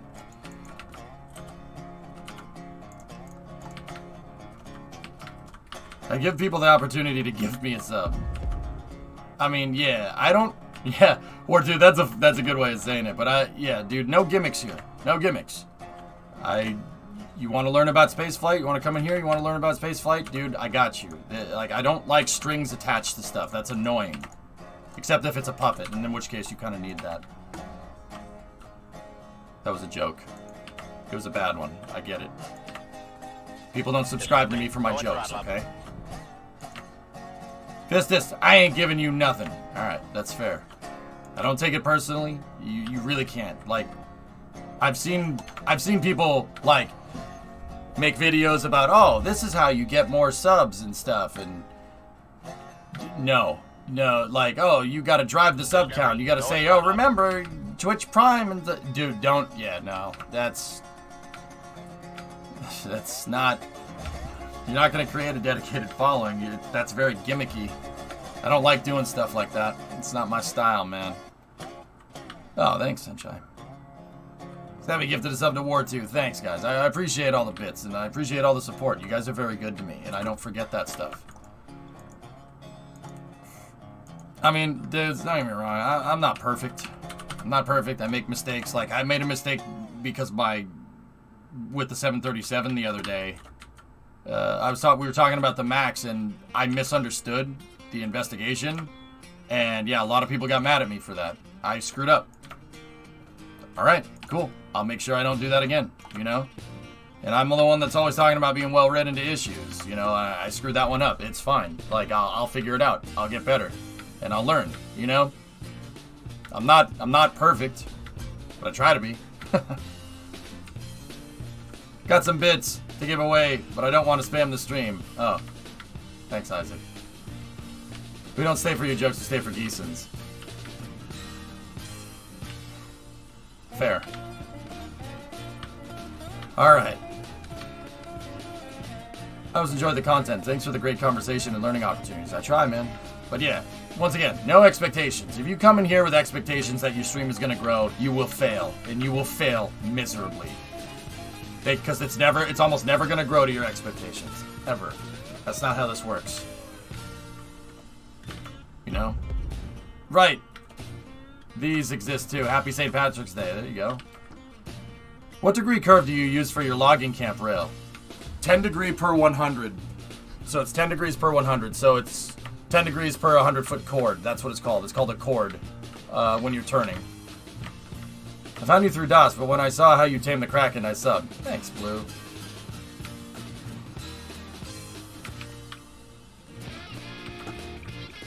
Okay, so now we got 3 nice parallel tracks over here. And they are perfectly parallel. It's real good. Now let's go over here. And I think I'm gonna put the main line right here. Yeah. I'm gonna make a new main line right here, so.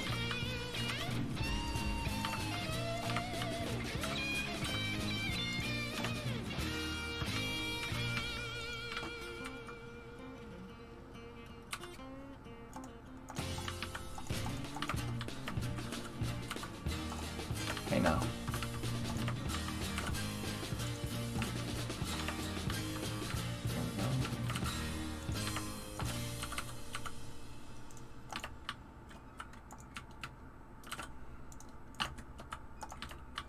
Yep, alright, be good.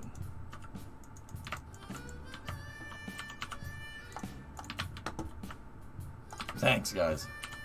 But yeah, I mean, I think that content should drive the stream, and that's it. I don't need any gimmicks. I try not, like, even sponsors, guys, I'm still like, I don't want to do that. I like that I've basically survived on my own this entire time. You know, like, and don't get me wrong, I'm not against, like, the only reason I'm not subs is because you're broke. I get it, Epsta. That's fine. Even, you, like, see, people don't look at that. People look at, you know, oh, you sit here and I provide all this content, right? And you don't sub to my channel because you're broke. That's bullcrap. Like, dude, that's not how this works, right? But dude, that's some people think that way. It's freaking ridiculous. I'm like, wow, that must suck being you. Not you, Ebs, the people that think that way. Like, I don't. You understand, like, okay, you can't sub. That's no problem. Like, that, whatever. If you don't have the money, you don't have the money. That's fine. I get it. Times are tough right now. I understand that. Even you being here, you taking time out of your day and contributing to chat and talking about this with me is helping the stream. That's another viewer in the chat. That's another person that's another viewer and another person contributing to chat. That's huge. That is huge for streaming. So, dude, even you talking in chat, even if you can't sub, is still helping me. That you're doing your part, and I appreciate it. Like, I really, really do. That, I look at this in a very, very different way than a lot of people. I don't know if it's because I'm weird. It probably is, but nothing worse than a dead chat. Yeah, Black Horse, dead chats suck, and I'm not gonna sit here and say I don't get anxiety from it, right? That absolutely is a thing. Like, yeah, some dude, always in the back of my mind, if nobody's talking, am I being entertaining? Is this what people want to see? Am I doing this wrong? But there are also case circumstances where dead chat is good.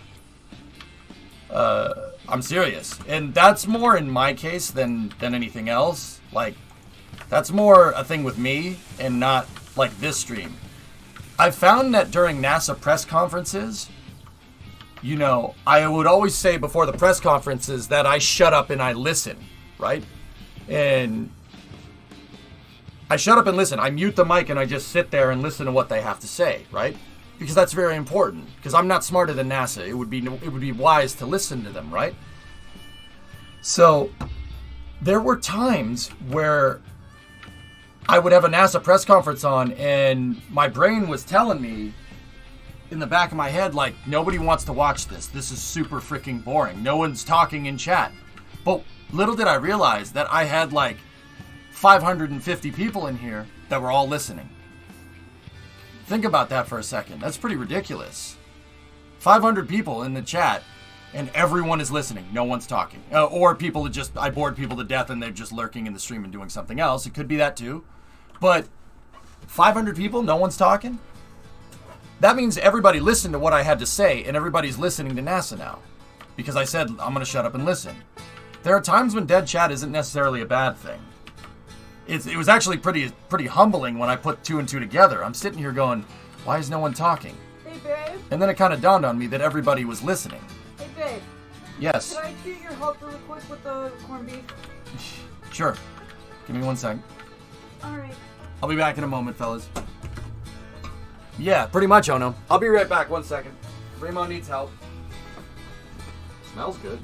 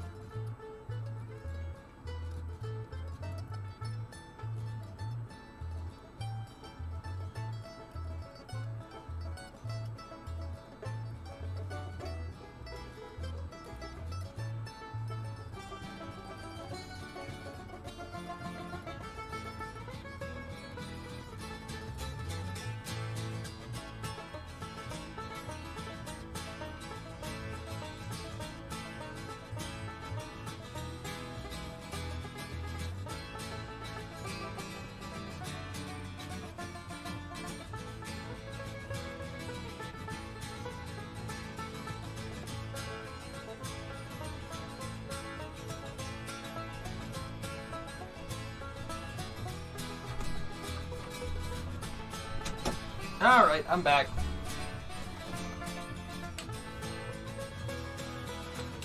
Remo needed some help with the corned beef.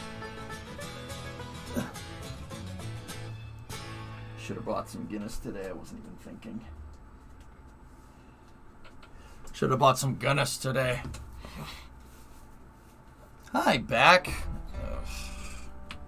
But yeah, anyway. Also, if you want something to help fill time during rollout, here's the presser from earlier. Oh, perfect. It's still... Did you still timestamp it in the same spot? Yeah.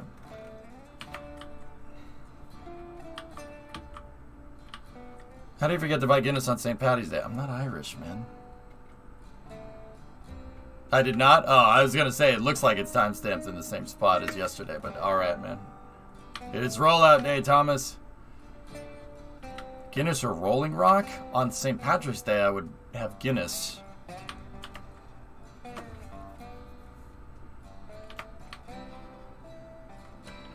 Alright, so I want to make a new main line here. And then I want it to connect to those sidings over here. Sometimes chat is sleeping. Oh yeah, that's the other thing. Late at night, chat dies. And that's because most people are using me to fall asleep. Once again, there's nothing wrong with that.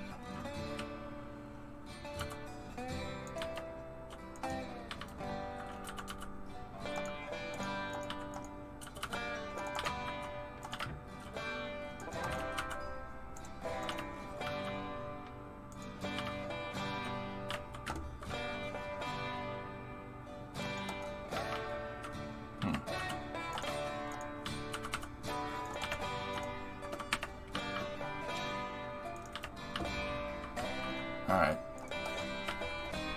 Hey, how are you? I'm good, Westman. How are you?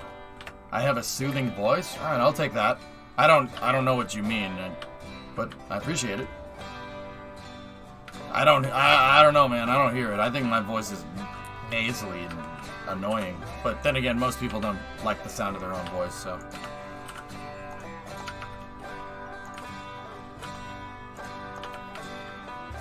Alright, so... I'm gonna do a switch track right here.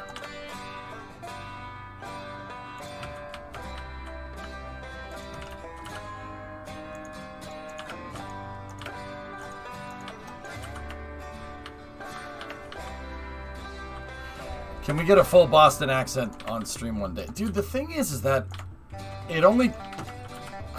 that only really happens when I'm not thinking about it. If I try to speak... like how I wouldn't speak on stream, dude, it always sounds forced. It's very strange. Hey, Miles, 38-month resub. Yeah, I don't know what that's about, but...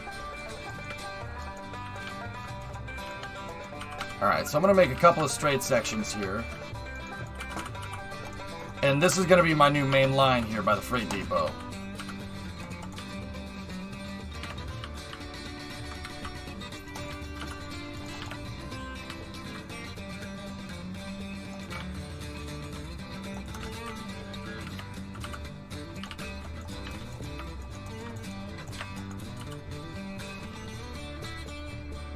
Oh, there you go, Neo. It was easy for me, just came home from work and the TV still had you on from yesterday. Damn, dude.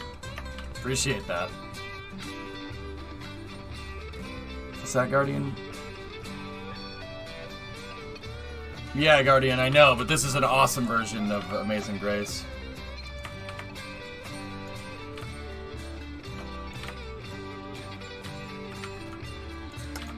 I think it's safe to say that Heist is a way better guitar player than me.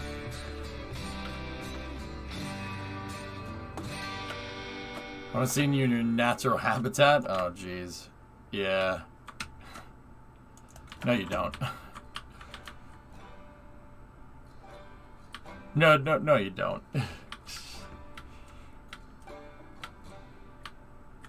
Alright, so...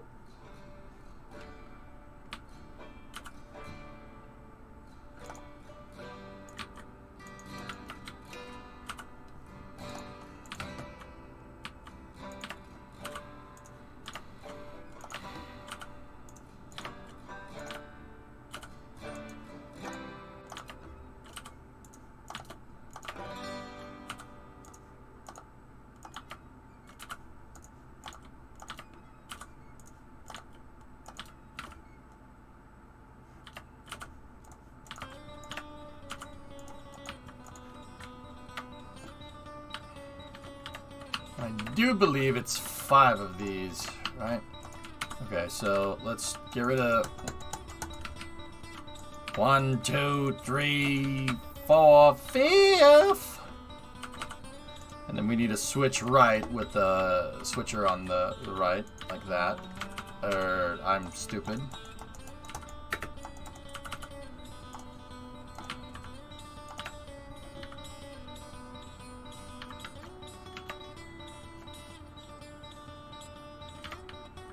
Huh.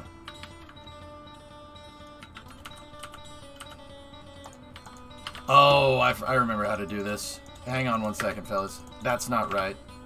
No, Mikey, no, that is so not right. They need to come up with a better rail laying system. Dude, they're working on it. They're working on it right now, Guardian. Yeah, the rail laying system is clunky as hell right now.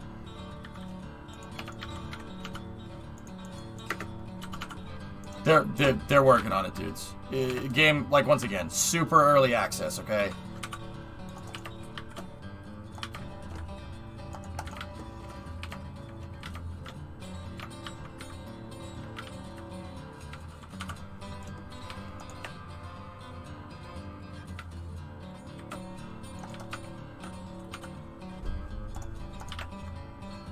Yeah, it's super early right now.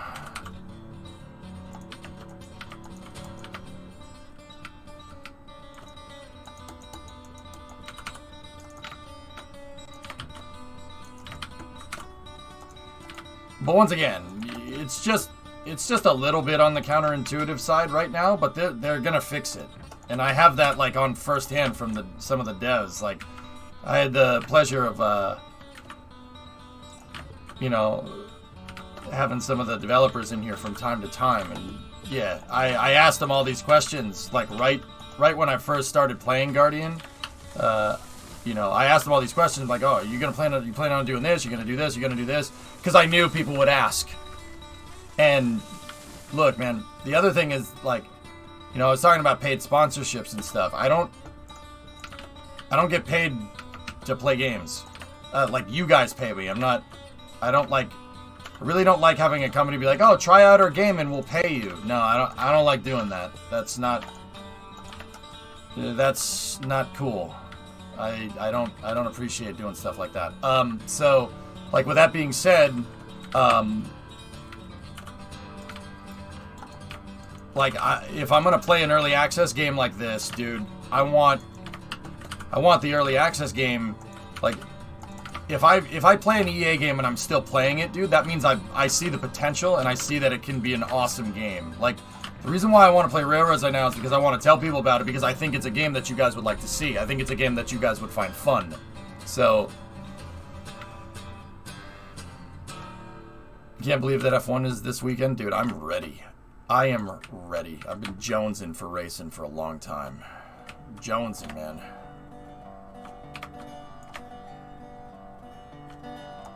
So, like, with this game, dude, I see potential here. The rail building is really clunky, but this has the potential to be a really fun game because it's multiplayer, dude. And once again, I haven't been playing multiplayer, but kind of like getting the lay of the land with the game before I do that. But yeah, this game has excellent potential. And also because I love trains, yeah.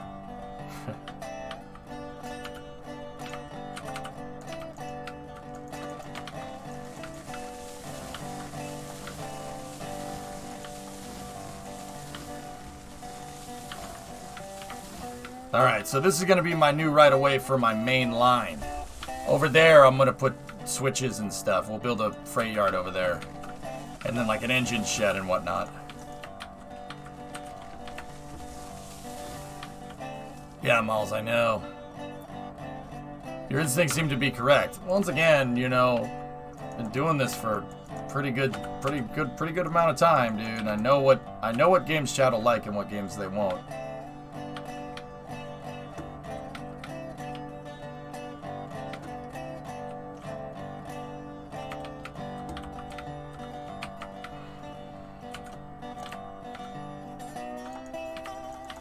Montreal, hell yeah. That's a great track, dude. I've gone to the Montreal GP a bunch of times, Guardian. Seb's not racing this race. Any particular reason? I picked up the game, and now I'm trying to... And I'm now having a fit trying to lay straight parallel track. Use the X's, man. You want to lay straight parallel track, here's how you do it. I'll give you another tutorial. Alright, these are 12 foot long. I lay in 24-foot segments because that's close to the maximum that you can, because you can only make the straight tracks so long. I think it's like 25 or something, right? So, use this, right?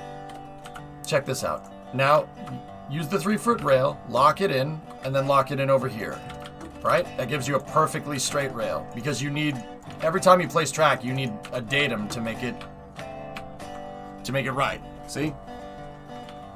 Now, you want to make a parallel, Bone Sister? Look, place an X here, and place an X here.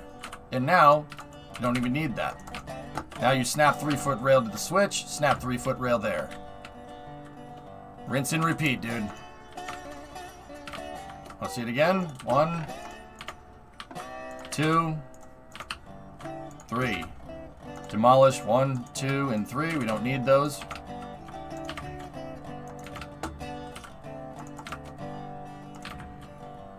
Perfectly straight. See?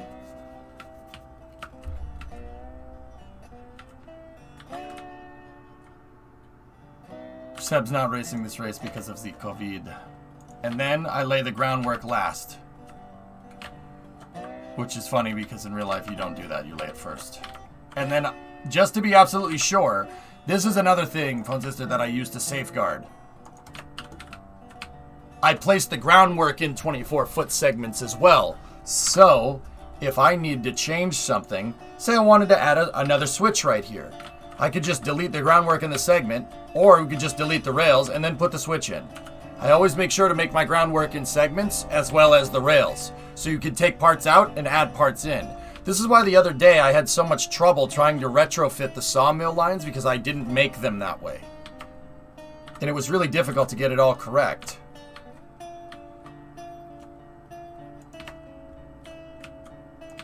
Yeah, just a couple of building tips right there, and that gives you perfectly parallel tracks every time.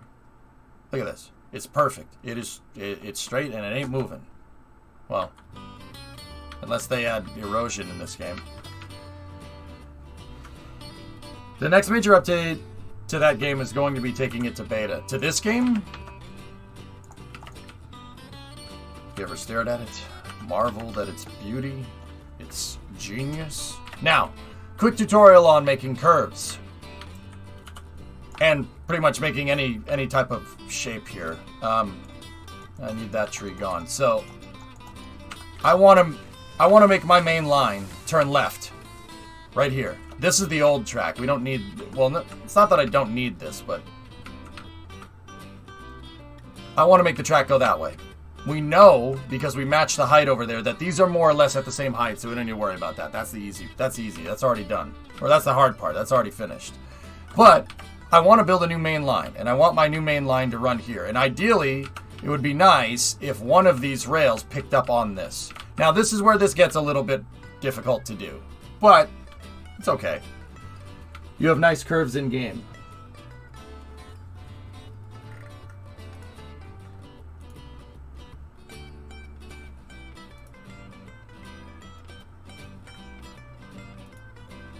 Yeah. Okay. So, here's what I do. You want to make a curve? I try to make the chords in 24-foot segments as well. So, we go to 3-foot rail again, right? Attach it, and then snap right here. Now, once again, this is going to leave a little bit of a weird kink in the corner, but that's okay. So, now, we want to change the curve. I usually work in 10 degree per 100 foot. That gives you a nice, perfectly radius quarter that you can go around really fast, so you don't need to worry about the cars derailing. So the first thing I'm going to do is notice that these tracks are not at the right height, right? First thing I'm going to do is just lay down the chords here, and we're going to test some stuff.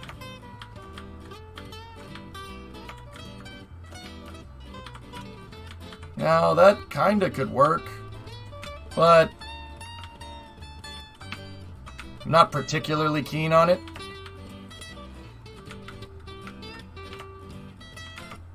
Connor, nice. Alright, Ebsta. I'm not particularly keen on this.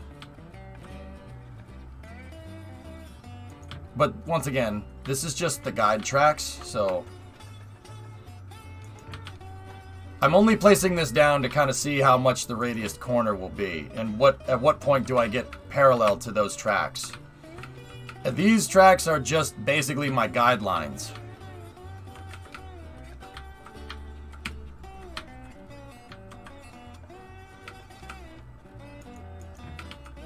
Alright. I'm going to set this back to 0.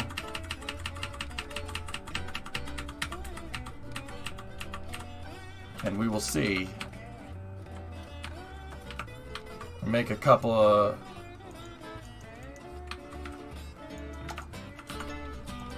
Let's see. Let's just take a look. How parallel are we? That's pretty close. Cool. But notice that my radius is right here. That's no problem. I think we should do this way. It gives me a nice smooth curve, right?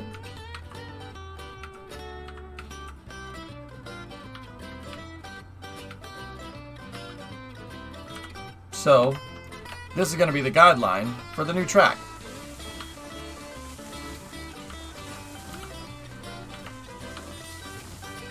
So I'm going to start ripping up some of the old track here. Just a little bit. What's the radius of the switch curve? It's about that, Ordon. Yeah. It's about 10 degree per 100. From what I can tell. That's why I use it. Alright, so now, groundwork. Bye-bye. And honestly, what I'm going to do now is rip up these first tracks that I made. And see? Look, I made one super long groundwork segment right there. Look at how bad, like, if I had misclicked that, I would have to go and remake it. It's annoying. Alright, so just knock that track off for a second here. Deforestation! Oh no. Alright, so now, that's our first draft for our train tracks, okay? So what I'm going to do here, is this. I'm going to put the railroad grade down here, and we're going to go with a constant grade. But I'm not going to snap it. I'm not going to snap it up here. You got to offset it a little bit if you don't want, or else your tracks are going to be a little bit bumpy. So I'm going to get rid of these rail segments right here, just so I can see. And this is the hard part. This is the part where I haven't had like a concrete way of doing this. Basically, you want to do something along the lines of that. You need to set a subgrade right here, basically, right? And then now, with the subgrade, just snap it. Just snap it to the corner. If you're using constant grade, it's not going to matter. It's not going to matter if the track is higher or lower, right? You can still snap. See?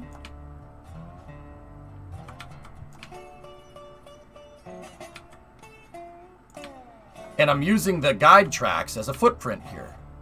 Now, don't get me wrong. This is not the final railroad. That's not the final railroad bed. All right? This is, I call this a draft. That's the first draft railroad bed, right? So that's kind of where I'm aiming for right now, right?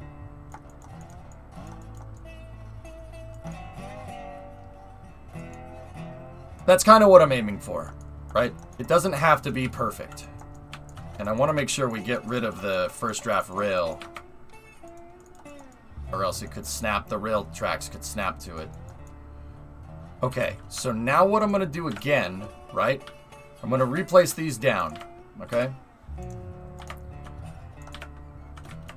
And now, here's what we do. Take the 3-foot rail, snap to that, snap to that, snap to that, and then dial in that 10 foot. 10 foot per. And then just make each cord as long as you possibly can.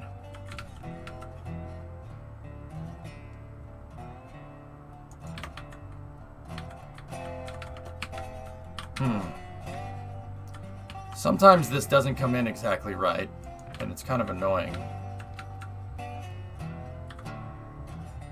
Oh, I did this wrong. Excuse me. I did this incorrect. I snapped on two 12-foot cords. That's why. I needed a 24-foot starting straight segment. Like that. And then, rails. Snap the rail. Snap the rail again. That's why that didn't come in correctly. Yes, that does make a difference. Neo, gifted a sub to Connor.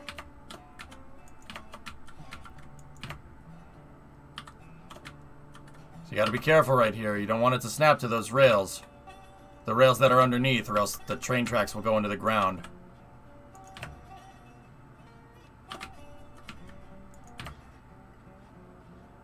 Now, why did I do this? Well, these rails are elevated. You have to make the guide rails to guide the groundwork, right?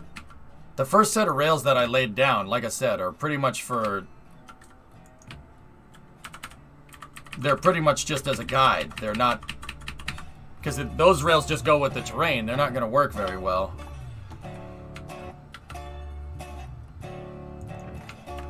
See? There we go.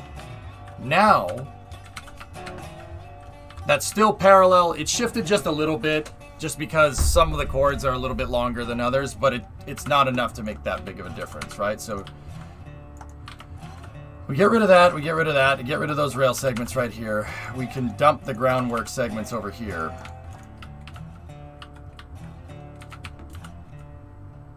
And we can dump the groundwork right here.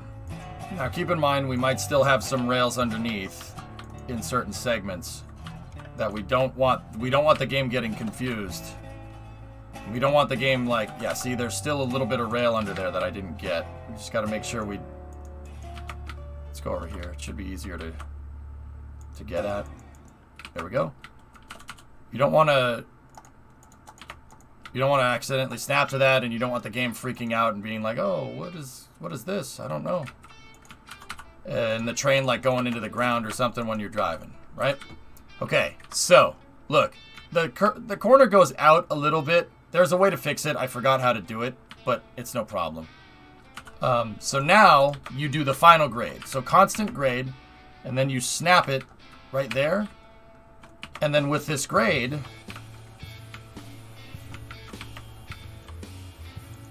all you do is just snap this to the tracks. Done.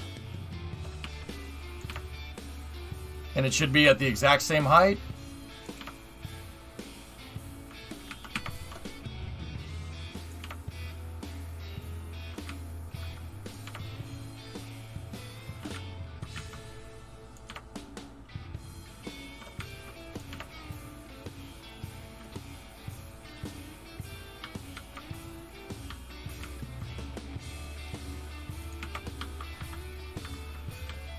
I'm wondering why that dipped right there. That really shouldn't be doing that.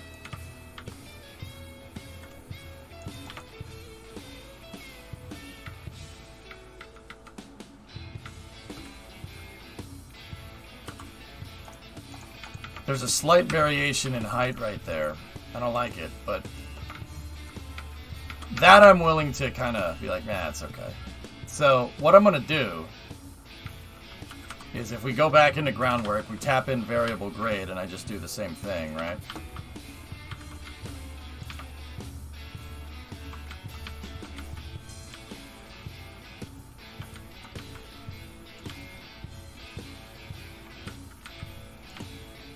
It didn't show up with variable grade, which is interesting. I must not have snapped it to the right thing. Okay, cool. Track is perfectly level. Good. That made me feel a little bit better about myself. Afternoon, how goes the trains? Great, man.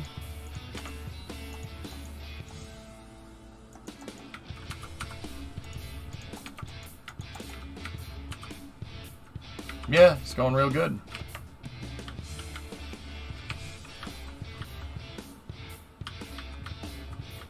So now we have our parallels. So, Ponesister, how do you make doubles? How do we make doubles, dude? Well, the X sections, again.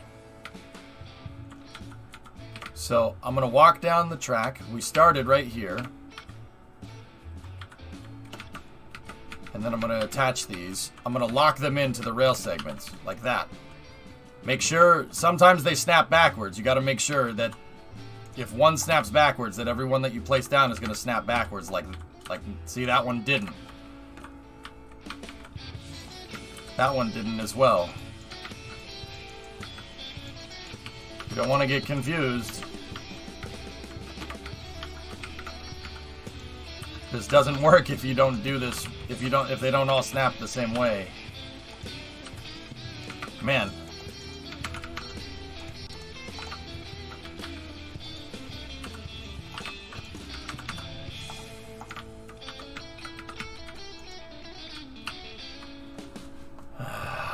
It's just gonna get confusing if it does that. Maybe I'll just flip this one and we'll snap them in the forward position.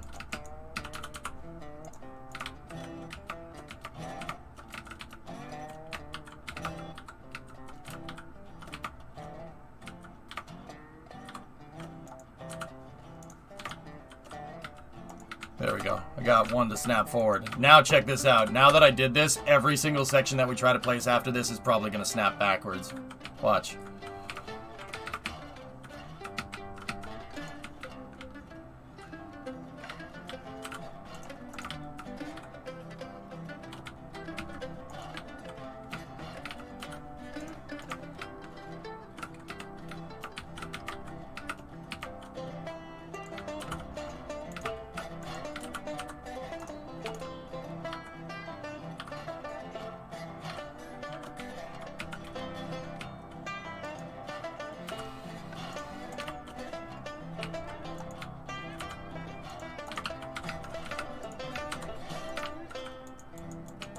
If they don't all snap the same way, you're going to get confused, and your parallel tracks are not going to come in correct.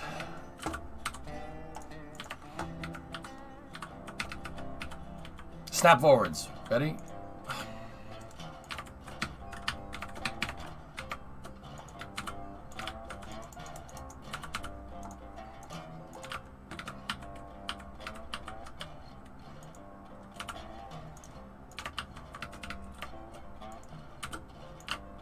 Why?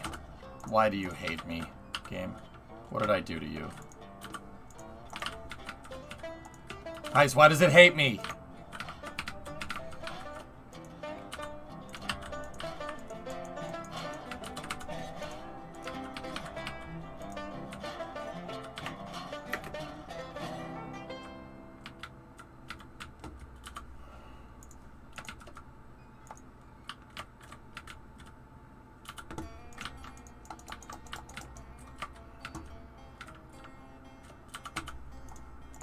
What do I do with cordwood? Sell it, Freight Depot. You're gonna need it later. You want logs right now, Punsister. Yeah. And that isn't just me saying that. That's what I've been doing for cash. I can do that for money.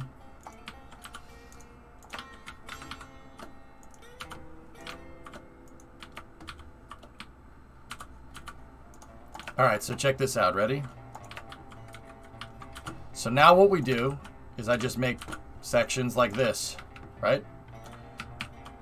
And you know, we were oftentimes wondering like, oh my God, how are we going to get the radius of the inner corner? How are we going to do that? This is going to be next to impossible. We're not going to be able to do this right. You know, like I'm going to have to sit here and I'm going to have to guess, and it's a lot of guess. No. Just make points of reference and then just connect the tracks and it should automatically give you the radius. You don't even need to use the radius tool. I used the radius tool to get the plot of the outside track with the guide rail that we made. That was the first thing we set down.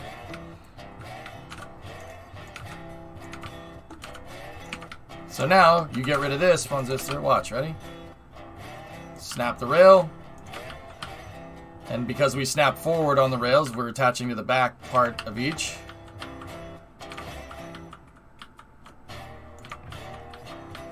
Is SLS rolling out today? Yep.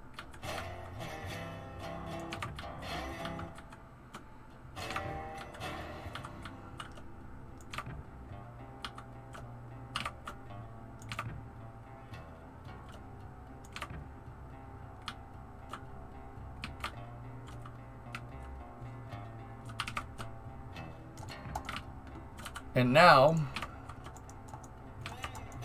we go back, we delete the rails.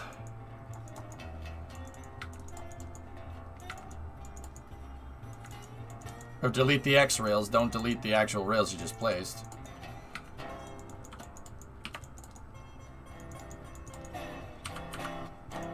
And now you lay down your groundwork.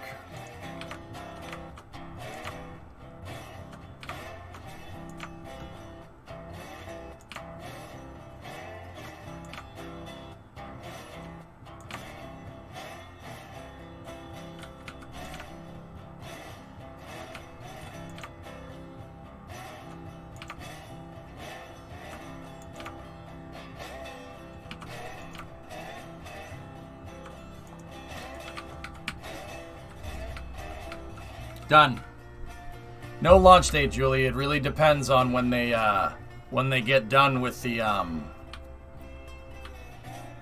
It depends on how this test goes. They're gonna roll it out today to bring it to the pad to do some final testing. Make sure that everything is good to go. Make sure all the T's are crossed and all the I's are dotted, and then they'll set a launch date. There you go, Connor. Yeah. See that? Once again, the tools are a little bit clunky at first, but it's not that bad. They'll fix this. There are plans to change this already, so don't worry about it.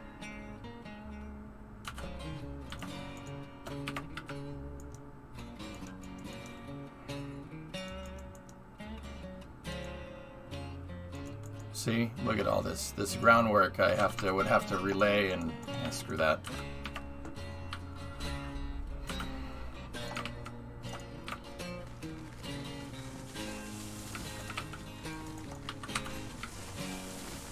So now, what about my sidings? I've made those 3 sidings over there. What are we going to do with those?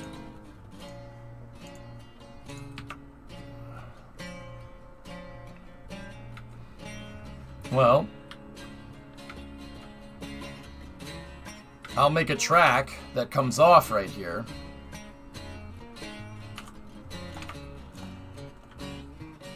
Oh, you can hold down left mouse. Thank you. Didn't know that. Dankeschön. Okay, so here's what we're gonna do. I'm gonna make a switch track right here. And well, you can't go that way, can it? That's not gonna work. So we need to make a cross like this. And then we need to do a switch left with the post on the left. And this will go into my freight yard.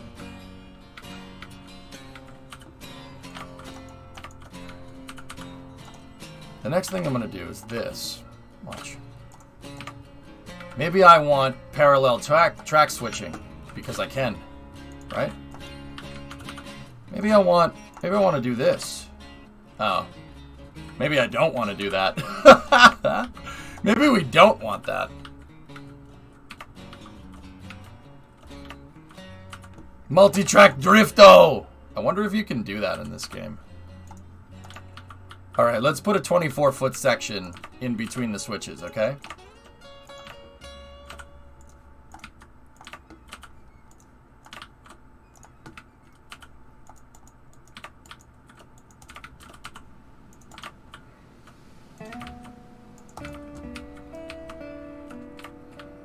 And then this track over here.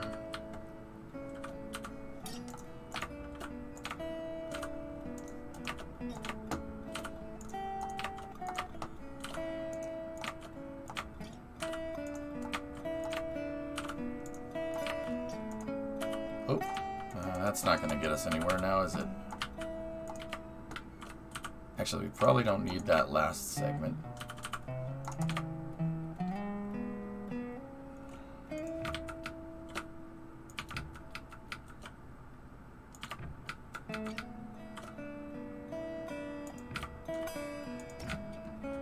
Yeah, see, it's not gonna be 24-foot segments all the way because the switch isn't 24 feet long, but that's okay. So constant grade the groundwork here. Remember, snap it on segments. Takes an extra 2 seconds, but you'll thank me later.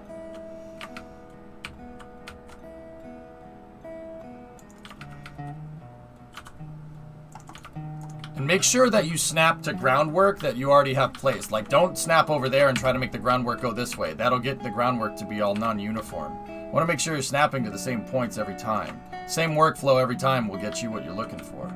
There we go.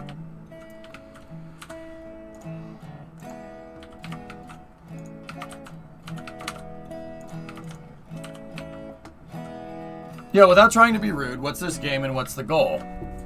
Oh. Them, don't worry about it. Geared locos can drift, nice. No, it's not without trying to be rude. That's what streaming is for, to show you. So this is Railroads Online. Railroads Online is basically a game where you build out a railroad. You build the railroad, and then you drive the train on the railroad, and you drive it between different places around the area. You got to build the lines going out here, and you drive the train around and you make money, and then you could buy better trains. The game loop is very simple right now, but like, yeah, your time is divvied up between like 50% building and engineering railroad lines, which is what I'm doing right now, and driving the trains. So the cool thing is that the trains are pretty damn realistic. They're pretty, so like we got a steam engine because this is old. We're going old school here. Oh, what the hell is that about? Oh, that's probably not a good thing. The trains are pretty dang realistic, and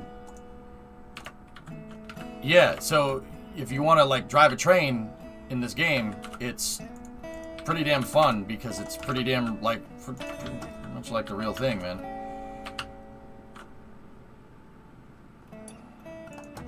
There we go.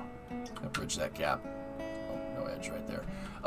So yeah, I like it because I like engineering out train lines, and then you get to drive it. It's like playing with model trains, only you have an unlimited amount of track. It's fun, dude. Yeah, Rob, I saw it. Thank you. Now with groundwork, once again, we're gonna go constant grade, right? And then I'm gonna snap the grade right there.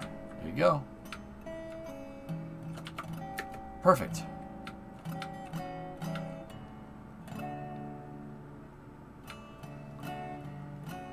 Yeah, pretty much, J-Speed. Yeah.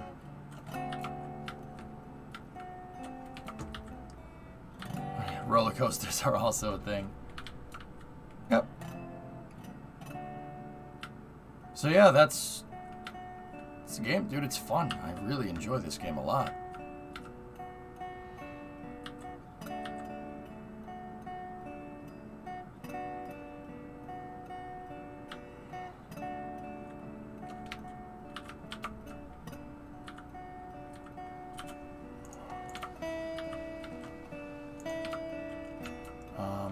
Alright, now I gotta make the siding that's gonna go into the yard here. You know what? I was gonna do double switches out. Decided against it. How are we for later on a scale from 1 to insanely ready? Oh, we're ready, man.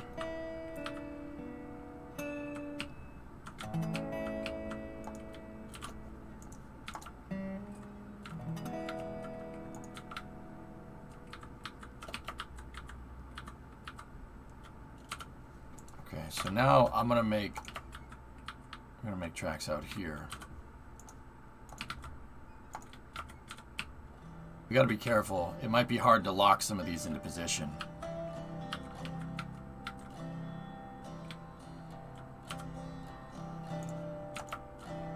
And you kind of have to make a little bit of a straight track coming off here. So Start off with a 24-foot segment, right?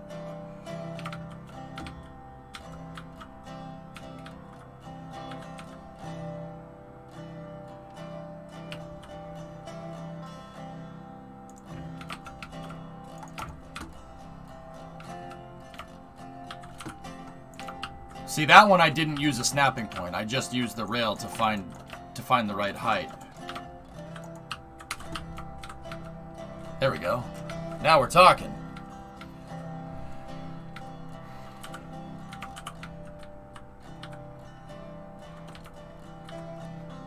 Do you have any train driving in the pipeline? Have you not completed any routes yet? I'm actually redoing some areas. At the beginning of the stream, I drove the train around. My train is sitting on this siding over here. It's down there. It's a logging train. And I'm going to connect the siding in. See it down there? I'll bring it up here if we want, but we gotta make sure we don't drive it off the tracks. But yeah. See, I'm working on redoing my depot area. This is kind of like your home base.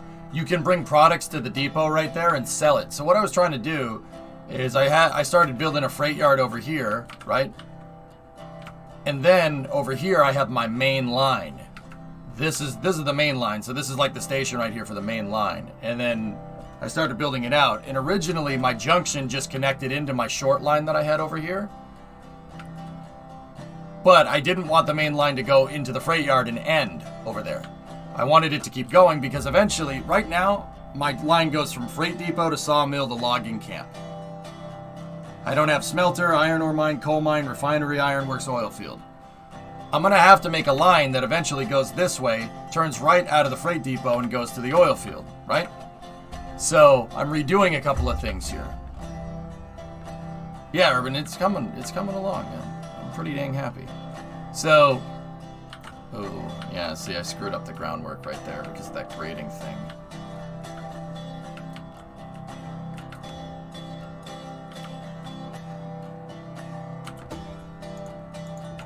I'm sorry, that's not going to fly.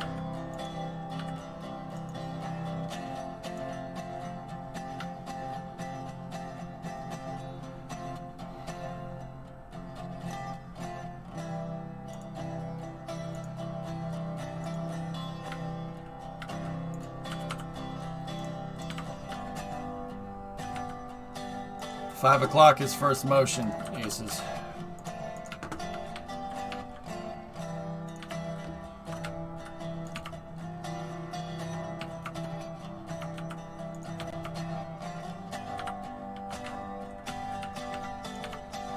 No problem, dude.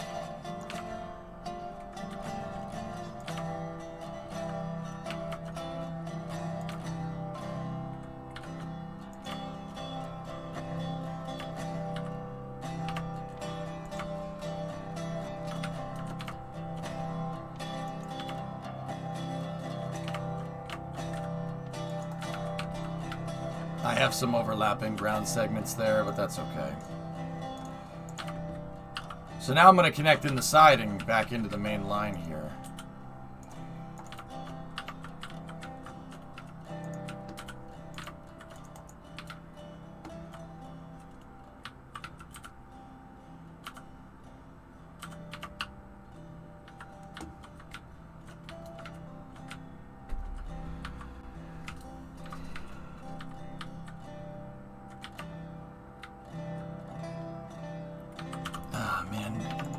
May have trouble snapping this one. But it's not that big of a deal. What time are they rolling out? 5?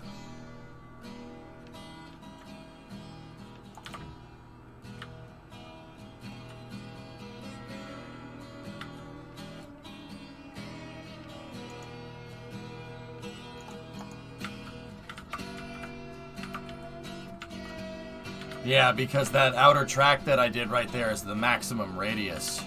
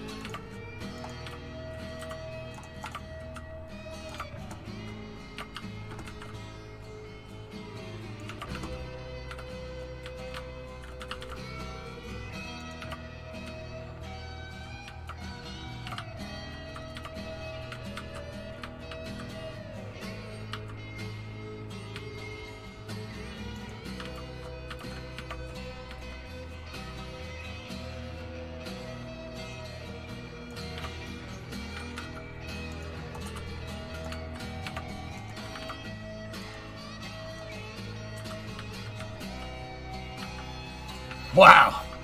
Man, that looks bad. Yeah. Yeah, that's pretty bad. Yeah. Okay. Excellent. I got another idea for how we can fix this. Why not do it on the inside?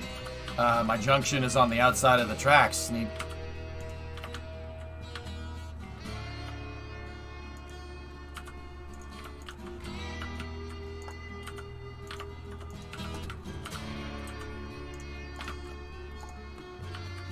Doors are open. 90 minutes to go.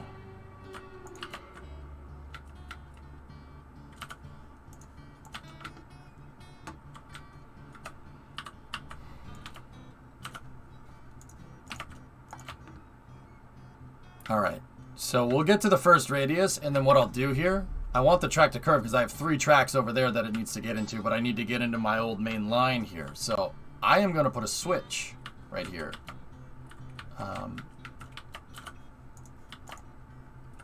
By doing that. Okay, so now get into the rail construction here. Right?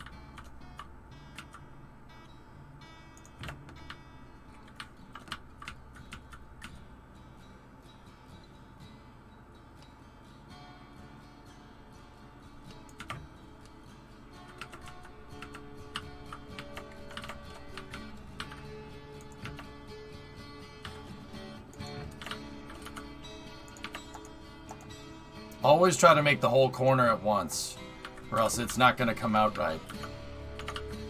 Don't like stop halfway through a corner. It doesn't, yeah, it's not going to end up looking correct. See this though, this looks right.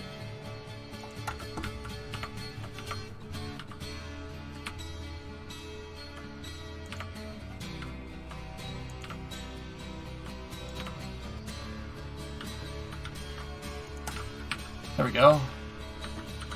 All right.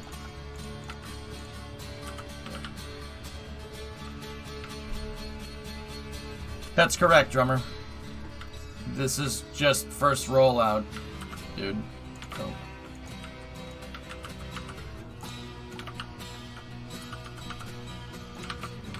Same with the groundwork.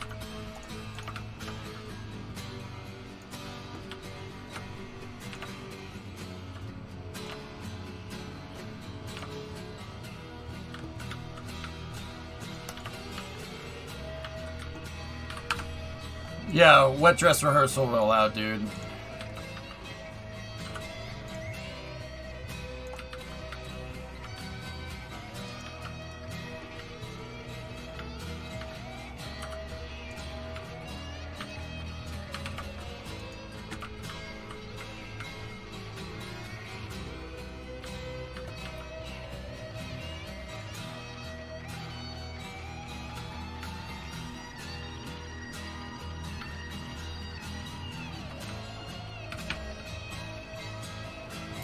What makes it wet?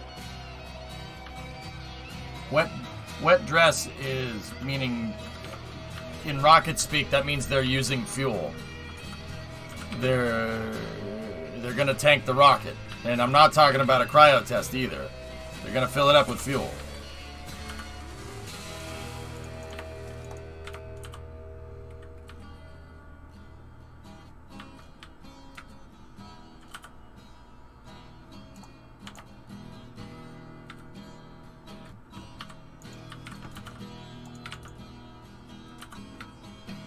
No static fire. Nope.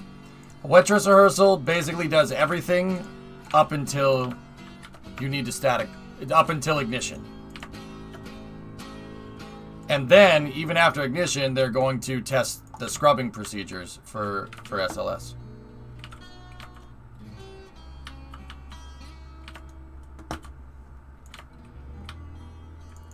So wait, there's going to be a static fire then. I do not know how you got that from what I just said, Sneaky, but no. No, there is not.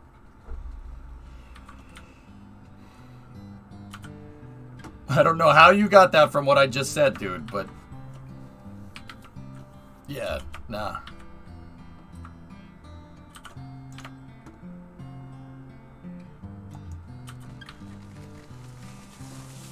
You said everything up until launch, which is why I asked.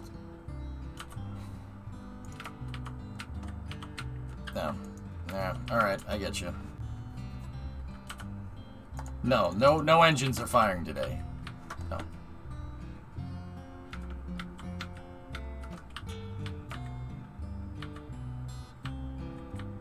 I said everything up until ignition, fellas, but whatever. It doesn't matter. They're not going to fire the engines today.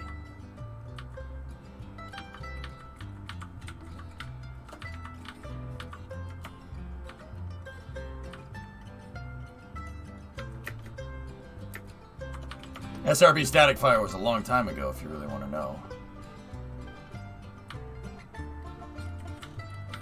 Yeah, toxic, sure.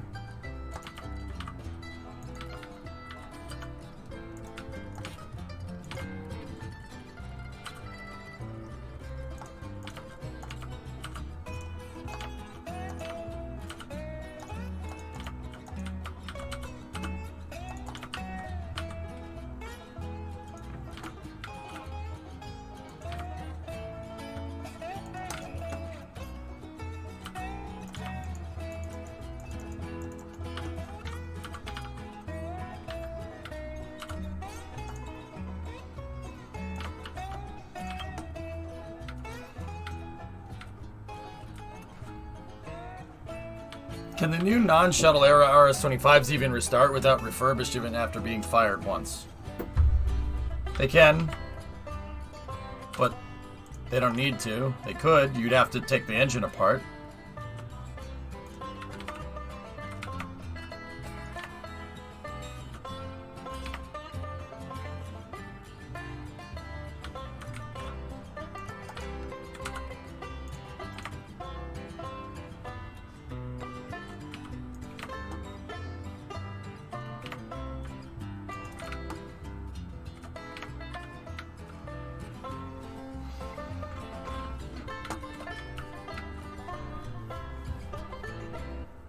You know what? I don't want to put that switch that close to that switch, because if we have a long train, that means that the train is still onto the main line when it's trying to figure out what junction line it wants to get on. So I should put this switch a little bit further this way. But then again, I'm going to be the only one here. Is that a Supra? Oh yeah.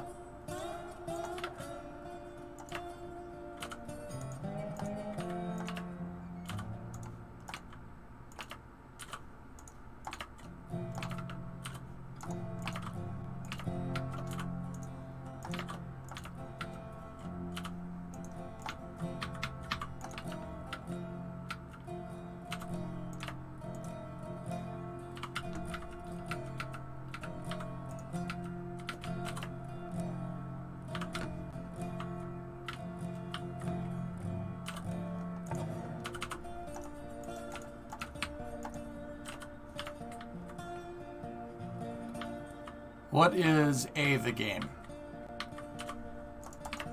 This is Railroads Online. It's a game where you build railroad tracks, right? You build railroad tracks and you drive trains on them. You move commodities around. It's a fun game.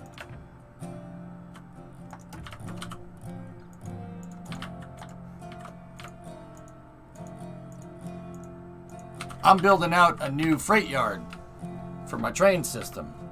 Right now, I gotta connect some of the junction lines in because yeah, my train is sitting over there and it's not connected to the main line right now. That is yeah, we're not gonna get very far.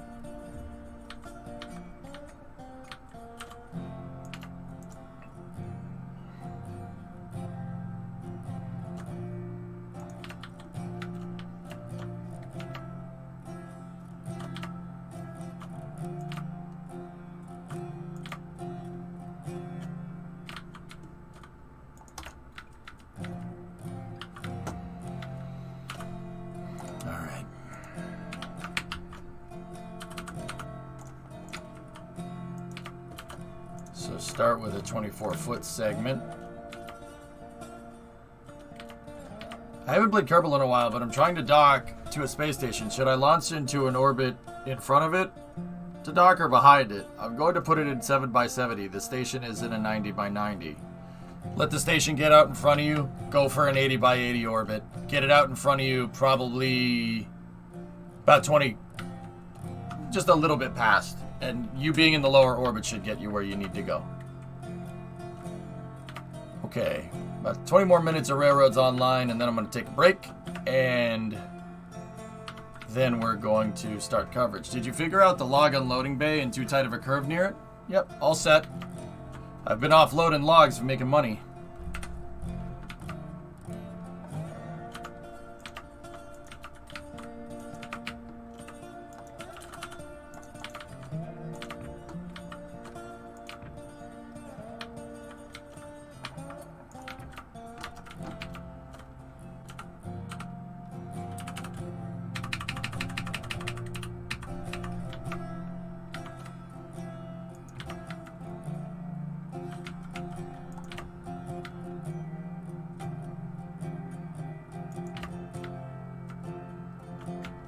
Nope. Not a 10.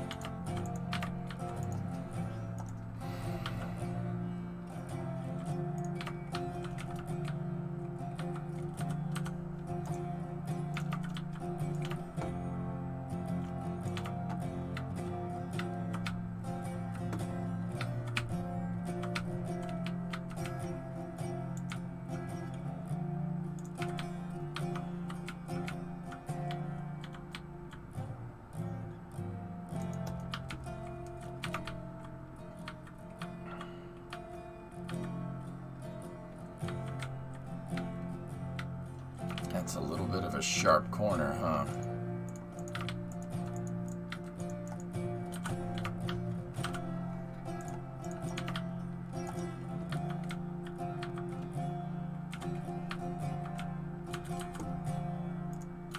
Actually, you know what I'm going to do?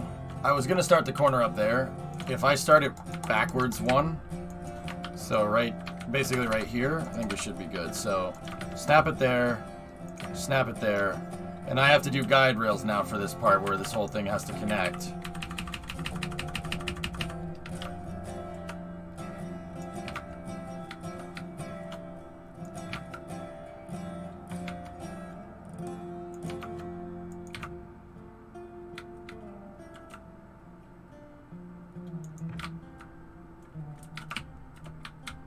Damn.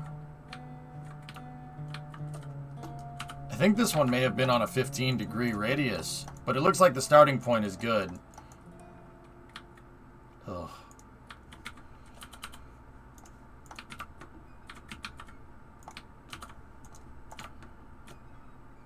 Hey, Lucas.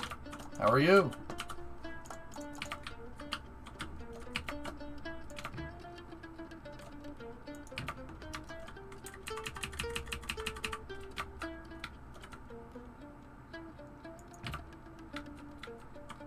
I set it to 10 again. That was dumb.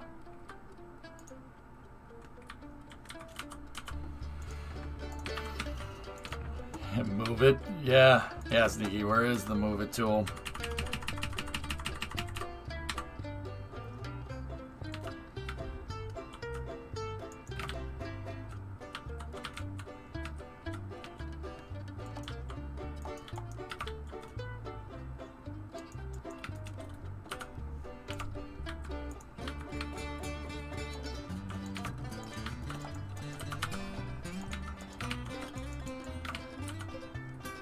We'll eventually be able to haul passengers in this game. Planned feature arc sign, yeah.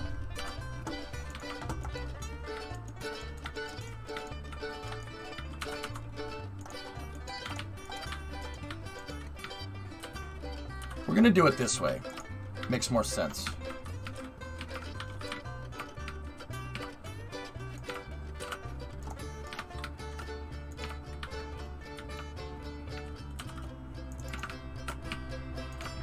This track right here that I'm digging up right now is like some of the first track that I put in the game. Seems like it was just yesterday.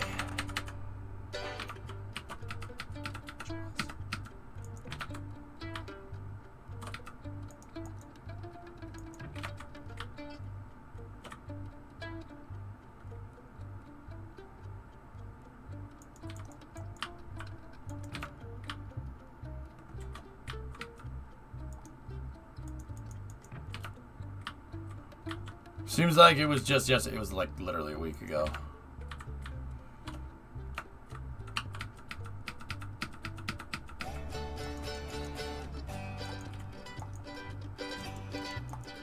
Discovery, go and throttle up.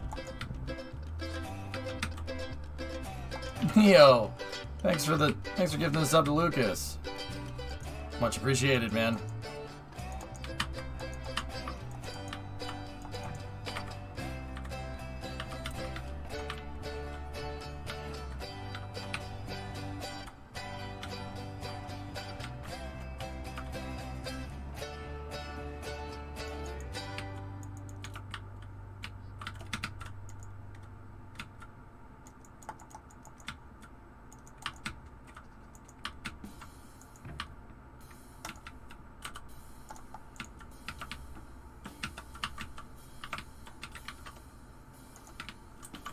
Let's see if we're parallel.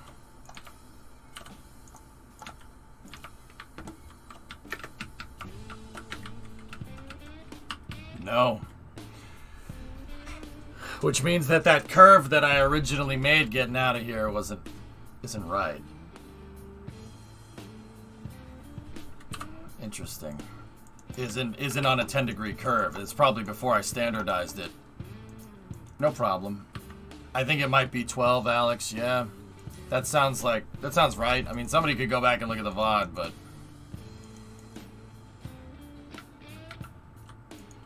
I made this curve when I was still trying to figure it out, remember?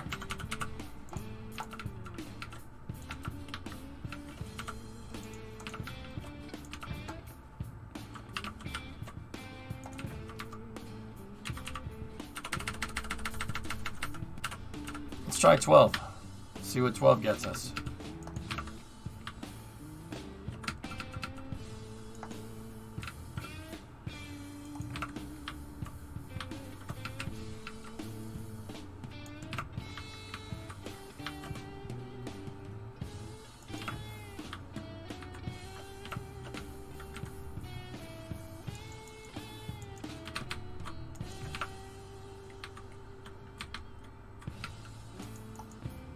Alex, it's even worse.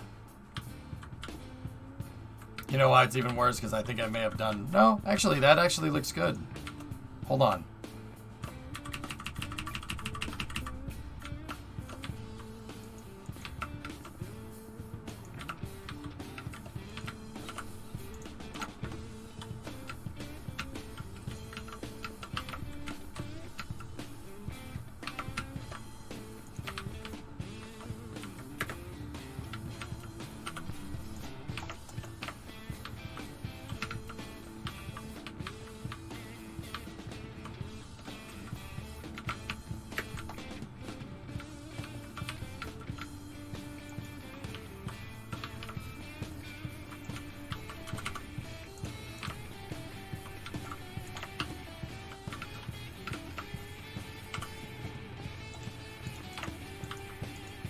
Alright, let me try something.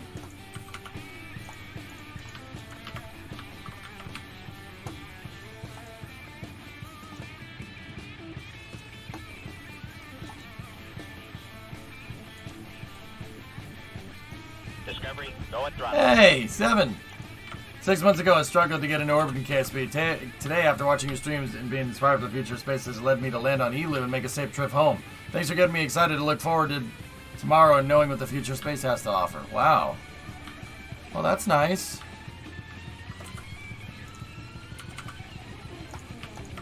No problem, man. It's been my pleasure.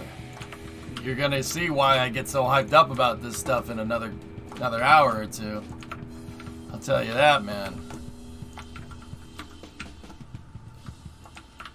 Oh, sometimes... Lego, you asked why I changed up the rails here, because I'm trying to get the right radius for the corner.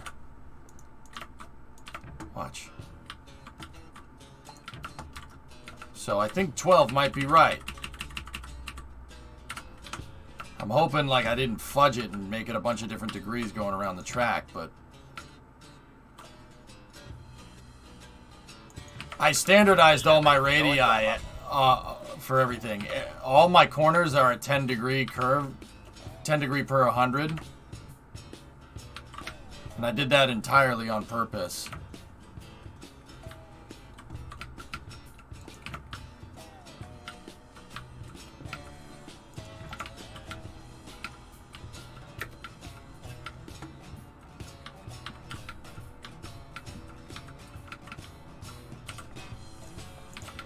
Because to not avoid problems like this, if I needed to edit the track. Hey Zerax, 13-monther. Thanks, man. Yeah, it's not exact, fellas, but that's actually really close.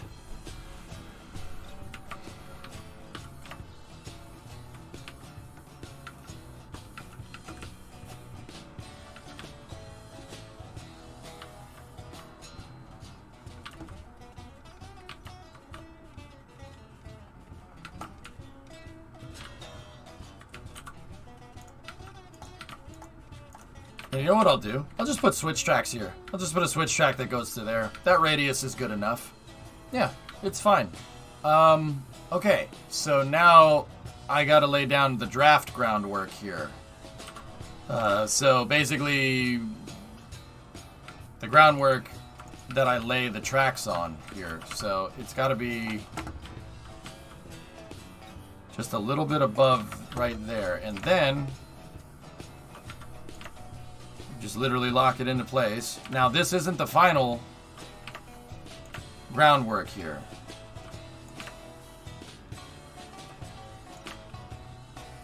This is the rails and the tracks that I have placed down right now are just there basically to give the rails are there for a guide point, right?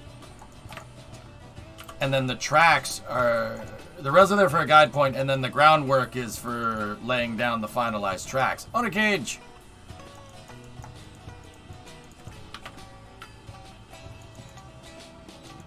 I got it. Alex, I think we're good. So what I need to do now is snap a segment here to here, and then we should be able to do 1, 2, 3, 4, 5, 6, 7, 8, 9, 10, 11, 12.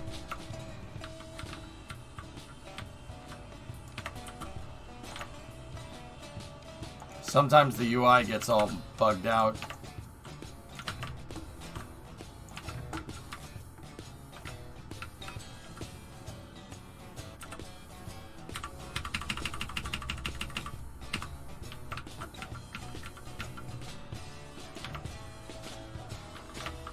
Why isn't that lined up exactly? Oh, I know the error that I did.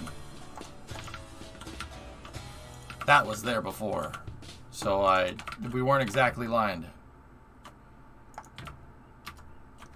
Draft 1 rail is for XY position. Draft 1 ground is for Z position. Then final rail and then final ground. You got it.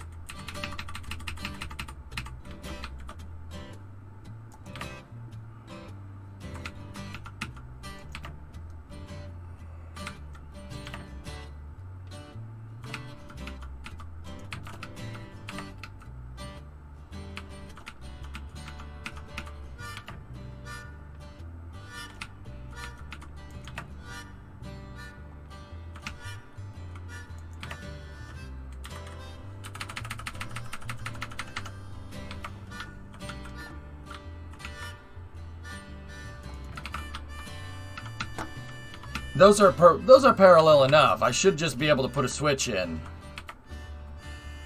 and get that good enough. And now I get rid of the draft groundwork.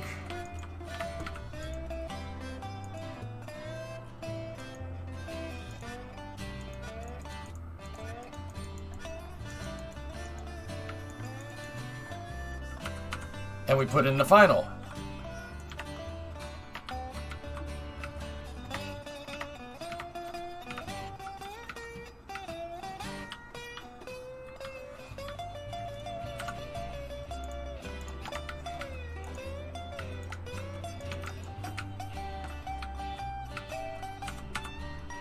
I hate how it does that. Kind of angles out a little bit. That's okay. Are there any parts of the auto align that align with cardinal directions? No. Nah.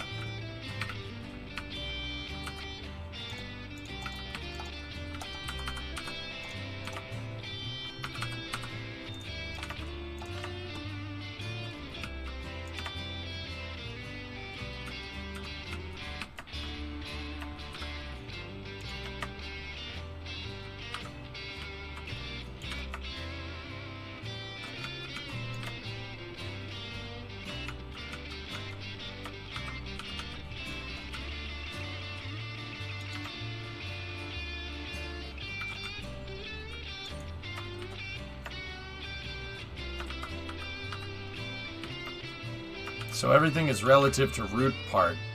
What? Root part of the first track that you lay down, yeah.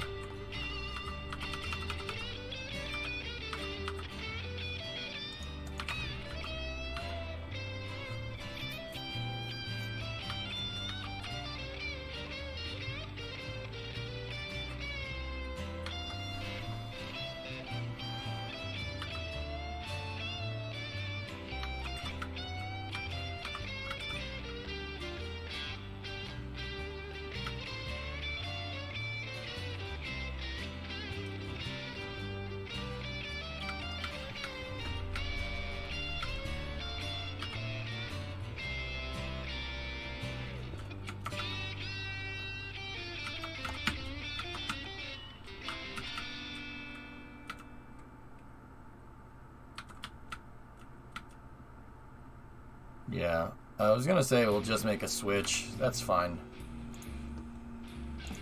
So I need to switch to the left, like...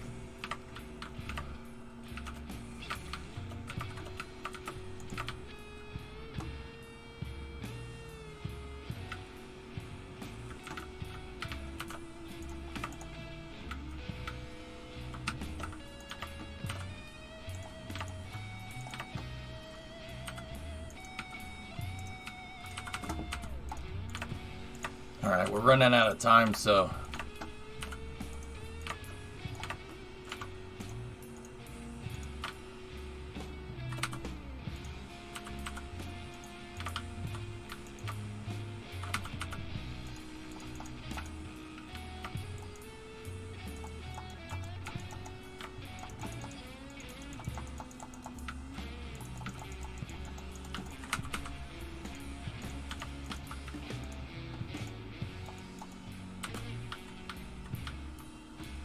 So you're contouring the grade or making a standard height? Both of those things. I'm not contouring the grade. I'm trying to make everything at a standard height. Sometimes the tracks do come in a little bit wonky, so you have to do a little bit of variation in the grade.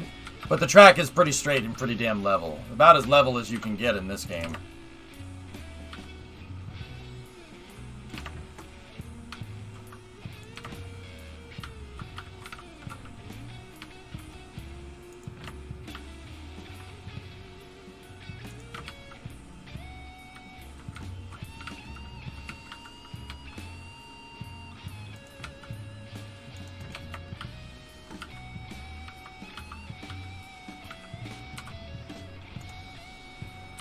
Something about that doesn't look right.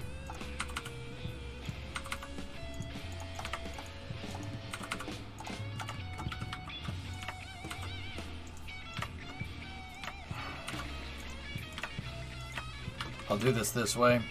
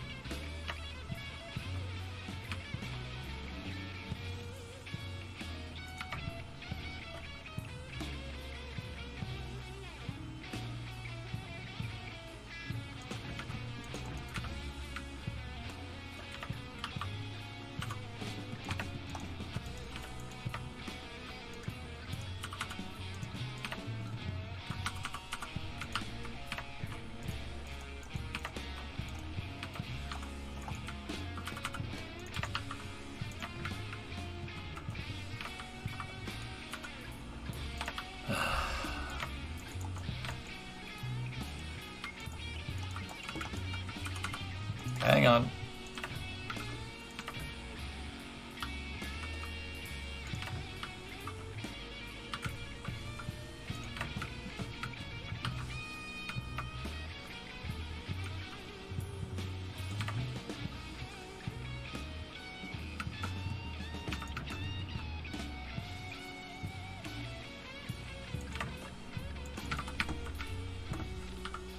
Bingo. Got it. Okay, now we're connected back in. Heck yeah. Just gotta make some groundwork and then we should be good.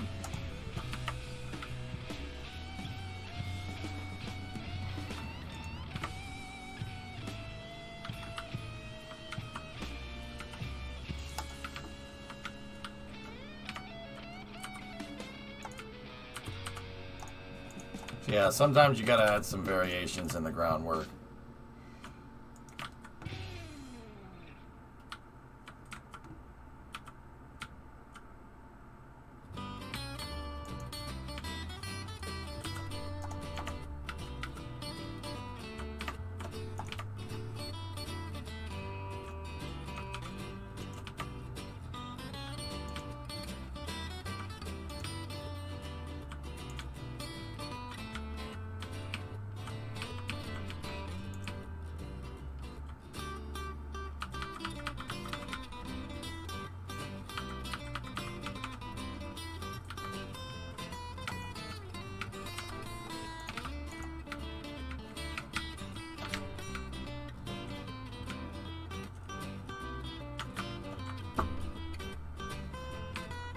Door's open. It's been open, Bandit. Where have you been? Where have you been, man?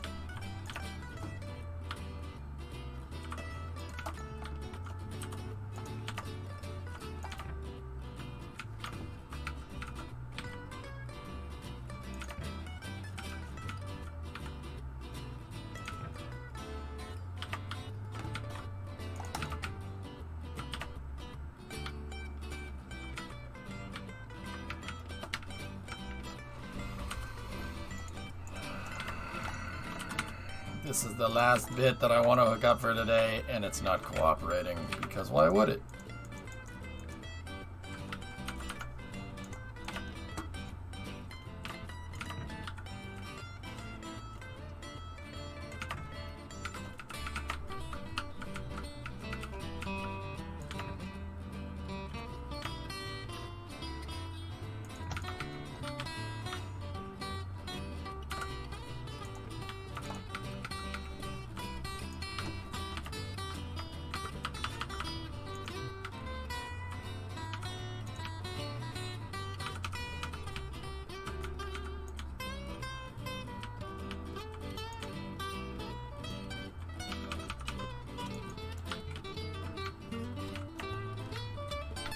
That looks horrible. Just horrible.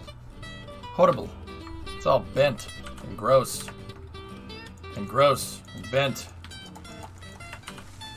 Yeah, I tried to rush this and it didn't come out good, fellas. That looks terrible. Oh, nice.